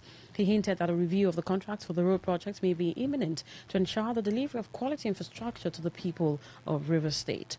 However, Governor Fubara commended Cetraco Nigeria Limited for its work on the 240-meter Abandele Aboa Bridge, a major component of the project, noting that the bridge inherited from the previous administration would significantly improve connectivity among communities once completed and reduce travel time, provide an alternative route to the east-west road, and demonstrate his administration's commitment to enhancing rural connectivity. Governor Fubara expressed optimism that the bridge would be ready for use in early 2026, citing Satraco's expertise and adherence to quality standards and timelines. He noted that these projects promote mobility, social cohesion, economic growth, and people-oriented development, while promising that the deplorable Abua-Ahoda Road will be addressed in the 2026 state budget. Applicants of the 10,000 River State civil service jobs who claimed to have successfully passed screening and documentation staged a protest at the government house to demand their employment letters. According to Today FM's Uchenyo Joe, the applicants marched from Isaac Borough Park to the government house, carrying placards with various inscriptions and the protest letters addressed to the governor. One of the protest leaders, Okechukwu Ajoku, read out the letter to newsmen, commending the administration of Governor Siminala Yefubara for its infrastructural and human capital development efforts. Youth of the state, we are aware of the promotion exercises for civil servants, the implementation of the 85,000 naira minimum wage across the state, payment of the Christmas bonuses to workers in the state, and various infrastructure development, including the Trans-Calabari Road completion of the modern fire service station, among other projects too numerous to be mentioned. Your Excellency, sir, if we should dwell on the impact of your administration has had on the state within the 2 years and 6 months in office, time will fail us. However, like Oliver Twist, we are here to demand for more as it relates to the employment in the state. Ajoko appealed to the governor to consider giving employment letters to the successful 10,000 applicants who passed all the screening exercise and were documented, and should monitor the process and as well ensure that their welfare after confirming all the processes. Who have been screened, interviewed and documented by the River State Civil Service Commission since September/October 2023 that haven't been documented and appointed, our posting letter are to be given to us with a plea. In line with the job advertisement, all successfully documented individuals between the age of 40 and above are being captured. That Your Excellency monitors the process of appointment and posting letters distribution to the beneficiaries for a smooth and transparent process. One of the security personnel at the government's gate who addressed the protesters requested for a delegation that went into the government house to submit their protest letter. The Vice-Chancellor of the University of Port Harcourt, Professor Owunari Georgewell, has urged executives of the Graduate Students Association to uphold peace, dialogue and service as they take up their roles. The Vice-Chancellor commended the smooth conduct of the recent GSA elections and expressed satisfaction with a peaceful transition of leadership. The Vice-Chancellor reminded the new executives that leadership is about the service to others, not personal gain, while encouraging them to use dialogue and reconciliation in addressing issues affecting postgraduate students. On his part, the new GSA President Samuel Nnamdi said he will ensure an all-inclusive administration while pledging to focus on student welfare, skill development and women's participation in leadership. He also assured the school administration of policies geared towards full representation of women in committees and decision-making, as he acknowledged the important roles of women in the society. The Enyo family of Rumo Agwonwo community, Rumo Dranwiri, Rumo Kuta clan in Obiakpo Lake Government Area, River State, has announced the passing of their patriarch, late Elder Meshach Onwumi Enyo, who died on the 6th of April 2025 at the age of 90. According to the burial program, the chief mourner, Elder Sonny Enyo, on Friday, 14th November 2025 at 3 p.m., the body will leave the mortuary for a brief stop at his maternal home in Anaka, Obogoro, in Obiakpo Local Government Area. Later at 6 p.m., the body will be taken to his compound at number 2 Farm Road off NTA in Boba, Port Harcourt, where he will lie in state for an all-night traditional wake keep. On Saturday, 15th November, the interment will take place at 11 a.m. Well, on the foreign scene, Israel's Strategic Affairs Minister Ron Dermer, who also led negotiations for the Gaza ceasefire, has announced his resignation from his ministerial position following the return of hostages held in the Palestinian territory. Derma, who confirmed this through his official X handle, said their government will be defined by the attack on October 7th and by the prosecution of the 2-year war that followed. He said 2 years later, they have dealt a devastating blow to Iran's terror axis and are now powerfully positioned to ushering an age of security, prosperity and peace. Derma did not indicate in the letter whether he would remain as lead negotiator in the ongoing talks towards a second phase of the Gaza ceasefire deal. Also in a statement on X, Netanyahu thanked Derma for his tremendous help to him and the state of Israel. To end the news, here is a summary of the major stories. The Senate has rejected explanations provided by the Nigerian National Petroleum Company Limited, NNPCL, regarding the 210 trillion naira outstanding against the oil firm. We told you that federal lawmakers have shut down plenary following tension over budget. On the foreign scene, you also heard that the Israel Strategic Affairs Minister, Ron Dermer, has announced his resignation from his ministerial position. That was the news as edited by Sandra Kenneth. For comments and inquiries, please call 0818-389-2850 or send your emails to news@todayfmlive.com. You can also read our stories on www.todayfmlive.com, Facebook at Today95.1fm, Instagram TodayFM951, on X at TodayFM951. You can also join our YouTube live at Today95.1fm. My name is Queen Chima. Thank you so much for listening. Good afternoon. Today's news, today's entertainment, today's sports, today's issues. Today on Today 95.1 FM, Port Harcourt.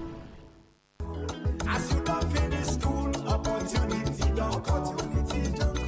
Join Nigerian Army. The River State government, they tell all our youth for the 23 local governments to take advantage of this opportunity and join the Nigerian Army 90th regular intake permanent employment. Oh yeah, apply online and submit your application before 14th of November 2025. You must get 5 credits, English and Maths compulsory, not more than 2 sittings. For your West African Secondary School Certificate exam, this employment not be for degree or diploma holders. Your age must be from 18 to 26 years. You must stay single, and as a woman, you no go don born pikin. Application na free. To apply, visit our recruitment portal for recruitment.army.mil.ng. River State government ready to give logistics support to the people who qualify. For more information, visit the River State Ministry of Youth Development, Block C, 7th floor, State Secretariat Complex, Port Harcourt. This message now from the River State Ministry of Youth Development.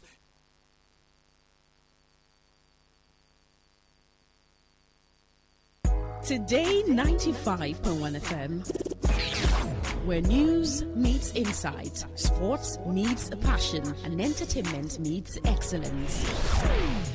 Expert analysis from seasoned professionals and our top analysts, informing, educating, and entertaining you. Your voice, your station. We are the voice of the people.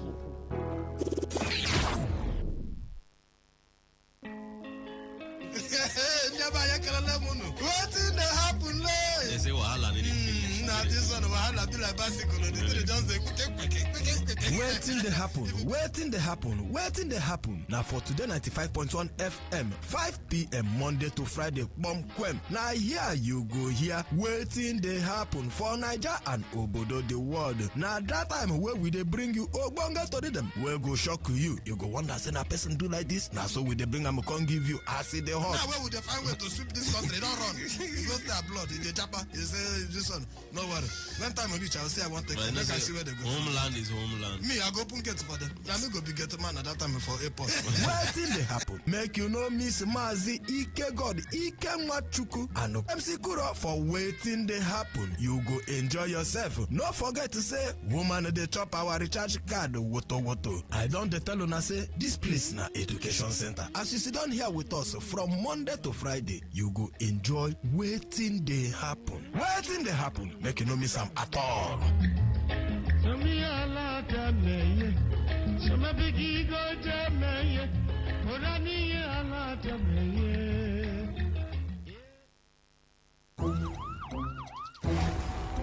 It all begins with breaking news.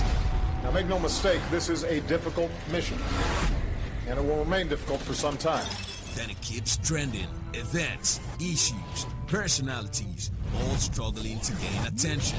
But in the race with deadlines, the intrigues, power play, undercurrents are often missed or underreported. Insecurity here is basically a product of poverty. But not anymore. As the platform on radio steps in to fill the missing links on events, issues, and personalities in the news. I'm not afraid of anybody.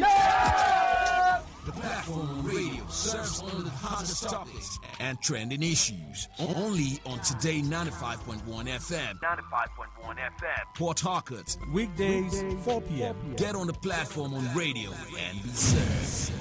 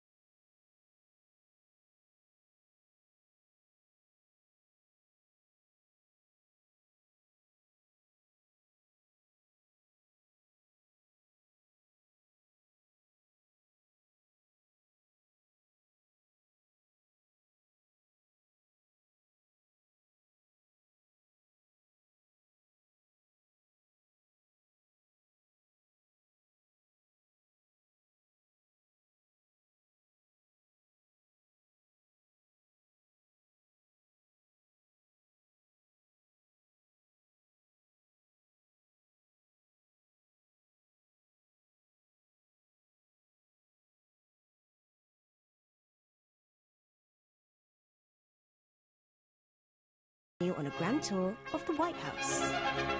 Well, welcome to Washington, D.C., y'all. Built in the late 18th century, the White House has been the official residence of every U.S. president since 1800, playing host to a long line of figures at the center of American history.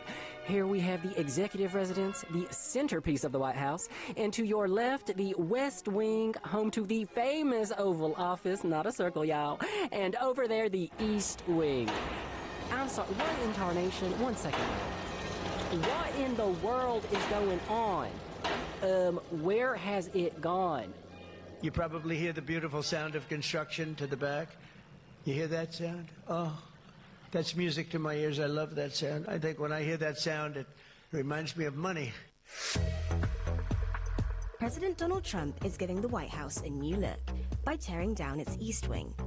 He said a ballroom will be built in its place, but not everyone's happy with the big changes he's making. So why has he gone ahead with the demolition? And speaking of money, who's paying for it? Let's get into it now with BBC reporter Sakshi Venkatraman, who's based in New York. Hey, Sakshi. Hey, how's it going? Thank you for having me. Thank you for coming on the show. So, first things first, what is the East Wing and what is it used for? So the East Wing is part of the White House. Trump has referred to this as a separate part of the White House, but in reality, the East Wing is attached to the main White House by a corridor. It's used to hold various kinds of events. The president speaks there sometimes. Other times, he hosts people there for gatherings. It's a smaller event space than the one that he has planned, but it is pretty frequently used. I'm actually looking at the pictures right now, and it's kind of strange to see you've got this pristine White House and all the perfectly manicured green lawns, and then tucked away in the corner there's this mini demolition site. So why has Trump decided to tear it down? So Trump is making way for what he calls a much-needed ballroom space. This is something that he's been talking about for months now. Basically, he's tearing into the East Wing in order to expand it into a 90,000 square foot larger event space, essentially, to host things like state visits, parties, extravagant events, and things like that. And, you know, the plan is for this to be an absolutely massive space. This project will, in fact, be an extension of the East Wing. Originally, Trump said this will be a separate project, which has left a lot of people confused. He said it wouldn't interfere with the existing structure, but now with the demolitions actively in progress, it certainly seems like it will. And even though he's the President of the United States, did President Trump have to get permission for this? So the short answer to that question is no, he didn't. The president has pretty broad powers in terms of making changes and renovations to the White House. A lot of presidents have done it before. However, there is a system for getting projects like this reviewed and approved through a body called the National Park Service, which is technically in charge of the White House and the surrounding parks. But Trump did not go through those channels, which left a lot of experts a little concerned and disappointed. Okay, Sakshi, let's talk money now, since President Trump says that's what the sound of construction reminds him of. How much is all of this going to cost? It's been a figure that has changed throughout the process. He did originally say 200. I think that number moved to 250 at some point. And now we're at about $300 million. I believe Trump is paying for a little bit of it himself, but the vast majority of the funding is coming from billionaire donors, from companies like Amazon, Google, Meta, and Apple, as well as other billionaires and billionaire families. Do we know why these donors have decided to contribute to the rebuilding of this East Wing? So we're not 100% sure what their incentive is to donate. They haven't said anything publicly about why. But what we do know is that this is an unprecedented level of billionaire donors funding a White House construction. There are concerns here from experts who think that in giving such large amounts of money to a White House project, these companies that range from Amazon to Meta to Google and Microsoft are paying for access to President Trump or want something from President Trump. And this is kind of how they're going about it. An idea that's been floated by the president's camp is having the names of donors and billionaire companies etched into the physical structure, which is something that doesn't sit well with a lot of members of the public. And the White House is one of the most iconic official residences in the world. So how are people in the US reacting to the fact that it's getting such a big makeover? I think it's safe to say that people are concerned, whether that's in the community of just public spectators, whether it's residents of Washington, D.C., where the White House is located, or whether it's experts and historical conservationists who are worried about the symmetry of the White House being disrupted and, this classic facade that we have, been accustomed to seeing in the U.S. for about 200 years now, being disrupted with this massive project. And I think the people specifically are always worried when there's construction at the White House. And this isn't the first time, this is far from the first time that there has been construction or there's been changes. But I think what concerns people the most is that President Trump had the option of going through a review process with the National Park Service, and he chose not to and instead went ahead with the construction anyway. Others have spoken in defense of the ballroom, saying that, yes, an area for state visits, a large gathering place for parties, is something that's necessary and hasn't really been present. And other people say that this is very much not a new concept. Other presidents have also made renovations to the White House, so this is something that we've seen before. Okay, so what other changes have previous presidents made to the White House in the past? Right, so as recently as Obama's presidency, Obama added a basketball court to the White House. Looking back to FDR, Franklin Roosevelt, he added a pool in order to exercise because he had a disability. President Nixon covered that pool, paved it over, and created the White House briefing room. President Truman, between 1948 and 1952, made major changes. He redid the whole interior of the White House to add steel reinforcements and secure the building. He also added a balcony, which was really controversial at the time, but is now an iconic part of the White House. So controversial changes to the White House are nothing new then. But what other changes has President Trump made since he's moved back in? He has done a few different things. He has paved over the Rose Garden. So the Rose Garden is another gathering space outside of the White House where sometimes events are held. It used to be a lawn with flowers, and Trump has paved it over with stone tiles. Another thing that he's done is add gold embellishments and decor all over the White House, but particularly inside the Oval Office. If you look at images from Biden's presidency into Trump's, it's a pretty stark difference in the amount of gold that is present in the Oval Office. And this is all happening while the U.S. government has been shut down. So there's some government services that have been suspended. We know that some national parks have been closed, and lots of federal employees are on unpaid leave, or some of them are working without pay. So how have people reacted to the fact that this huge renovation is going on at the same time? I think it's definitely a stark imagery side by side in our nation's capital.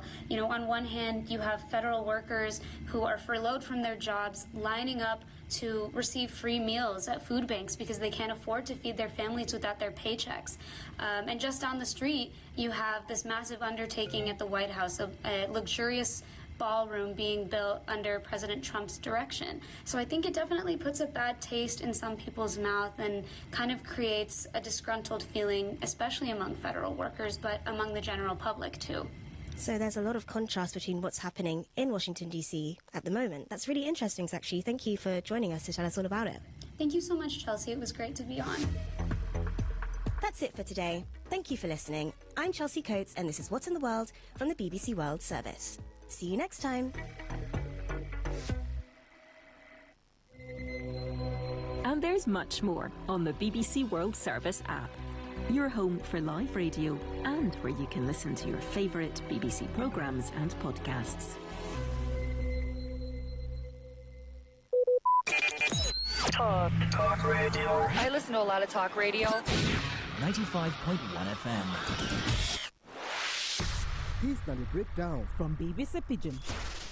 They claim say Christians they face persecution for Nigeria no matter what won't get debate. We still they cause talk for the country and beyond. One NGO, Inter Society, for their August 2025 report say jihadist groups for Nigeria don't kill over 100,000 Christians for the last 16 years since 2009. This report now waiting President Trump and others where they make the claim they rely on. Nigeria government and independent analysts do agree to this claim, as them talk say jihadist groups like Boko Haram they operate mainly for the Muslim majority north and attack everybody, including Muslims, Christians, and others who reject their ideology. Analysts talk say some of the violence where they linked to Fulani headers now sake of competition over resources, ethnic tensions, and criminality Instead of religious war, them say these groups, they attack both Christian and Muslim communities. One problem with inter-society data be say it is difficult to verify. Another NGO will be the Armed Conflict Location and Events Data ACLED been produce different numbers. According to ACLED, just under 53,000 civilians, Muslims and Christians don't fight for targeted political violence since 2009. The sources for their published findings may they easily traced and checked. The core of the matter be say Christians are part of the group where they die because of insurgency, criminality and resource conflict where they happen for Nigeria, and them no be the sole target. Enter bbcpidgin.com for more to read and follow us on all our social media platforms, including our WhatsApp channel. That's not the breakdown from BBC Pidgin. Talk radio. I listen to a lot of talk radio. 95.1 FM. Hello, it's Hannah here. This is What in the World, your podcast for the stories that get people talking from the BBC World Service. If you're a science or tech grad, would you go to China for work? Because right now, China wants you. It's just launched the new K visa for foreigners with STEM qualifications. That's science, tech, engineering and maths. But people in China are not happy about this because millions there are unemployed. So why is China trying to attract foreign talent, and what will these grads get in return? Well, back in the studio with me is Mengcheng Zhang from the BBC's Global China Unit to help unpack this. Hey, welcome back. Hi, Hannah. So glad to be back. So what do we know about the K visa? It is already getting a lot of attention in China. Yeah, it's definitely hitting a lot of headlines these days, both domestically in China and internationally. So we know that this visa was first announced in August this year, and it took effect October 1st. So far, we don't have the statistics as in how many people have applied. Before the K visa was taking effect, there were already 12 kinds of visa that foreigners can apply to travel, to live, to work in China. And with the K visa, we still haven't seen any embassy consulate website. They are supposed to issue more detail about how it's going to require people to provide what kind of material, what kind of people are qualified. Those details we are still wait to be seen. I wonder how popular these K visas are going to be with people around the world, because we have talked on the podcast before about work culture in China, and it's known for the 996, which I think is working from 9 a.m. till 9 p.m. 6 days a week. It sounds like a hell of a long day, a hell of a long week. I know, Do you think that foreigners will want to come and work in conditions like that? Yeah. I mean, there's not just 996. Another term I'm going to hopefully don't scare you, it's about 007. It's not the movie 007. Oh, 007. Yeah, in some extreme case, people are jokingly, or maybe in reality, are working 12 hours a day and 7 days a week. So that could be some really extreme working scenarios. I'm not saying everyone's working that crazy hours, but in reality, a lot of new grads and people working tech are still doing 996 pretty often. So I would say that's a big contrast to other countries and people moving from different parts of the world. I've talked to this English guy named Jack. He's currently working in China. And funny thing is, he was first moved in China with a lot of hope that trying to make a good life, doing a good job. But I think he was a little bit stressed out when there was the 996 work culture. There was definitely a period where the working hours were really tough for me.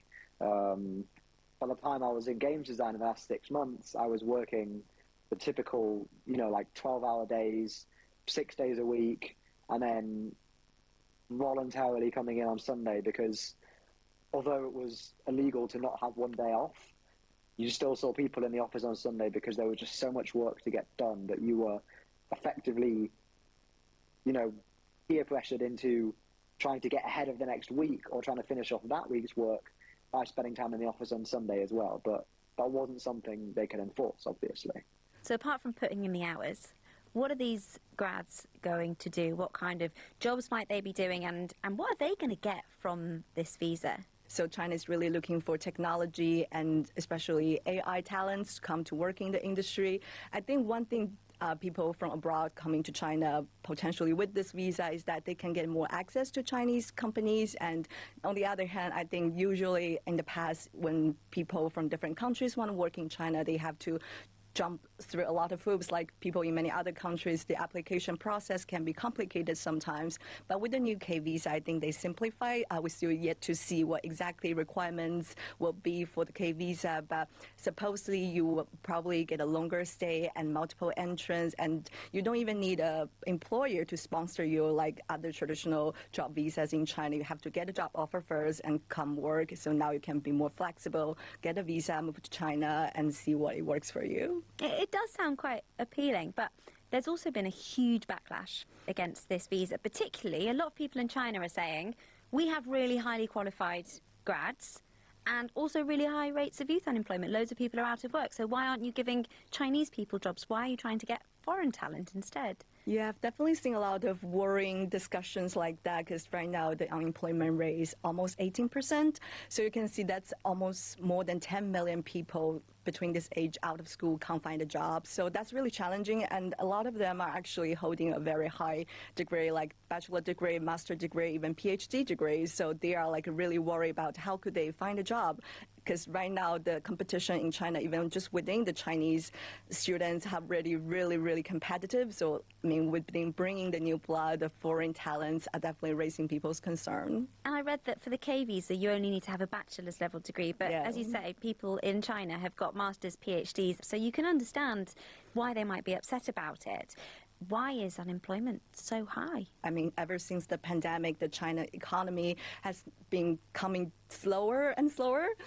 Of course, after the pandemic's passed, people's life back to normal. It has been picked up a little bit, but then we've seen the China-US trade wars, and that definitely hits China's economy as well. So what do these 16 to 24-year-olds do if they're not studying, they're not working? I mean, I read that some really qualified people are getting jobs as taxi drivers or extras on film sets.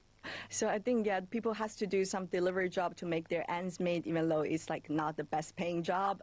And the other thing is, when people really can't find a job, because they have got a lot of education and they are maybe the first generation of grad student from their family, so the expectations from their parents, from their family are really high. So it's not just that they wanted to make the money, they also want to look good in front of their families. So sometimes they do have to be creative, and usually they go to a library or a cafe just to pretend they're working. Yeah. I mean, it's a lot of pressure for young people to be under. And I read that people were going into these fake offices. There are these fake offices where you can go and actually pay to hire out office space to make it look like you're in work. And people use it for all kinds of things, whether it is like doing job applications, because finding a job is almost as much work as actually being in a job. It is. It's a full-time job to find a full-time job. It totally is.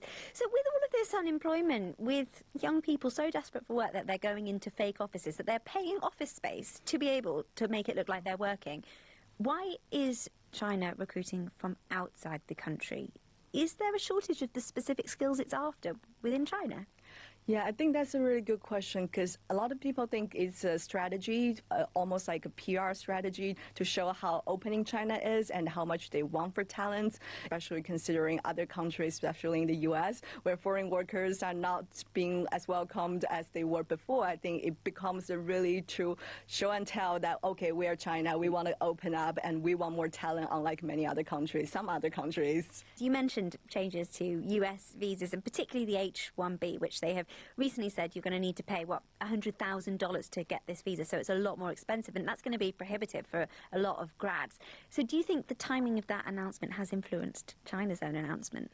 So I think with China announcing August, we already know that the plan to take effect will be on August 1st, and it was a very coincidental event that the U.S. at the end of September announced that it will skyrocket the fee, which is almost impossible for any new people to apply for that visa. So that timing is like really interesting contrast. You see one country is really opening up, wanting to get more people coming, while the other one is trying to shut down and get people out. We also see other type of visa holders, especially Indian, they are taking the majority of H-1 visas in the U.S. So I think for them, maybe they will be interested, because we're already seeing a lot of Indian students and Pakistan students in China. But if they don't speak Chinese, I think it will still be very challenging. And of course, like for a country like Malaysia, where people, Singapore, if they speak Chinese, that will be a huge advantage and could be really beneficial. Ling Chen, thank you so much. Thank you, Hannah. That's it for today. I'm Hannah Gelbart, and this is What in the World from the BBC World Service.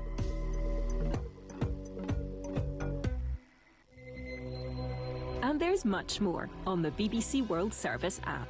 Your home for live radio and where you can listen to your favourite BBC programmes and podcasts. Talk radio. I listen to a lot of talk radio. 95.1 FM.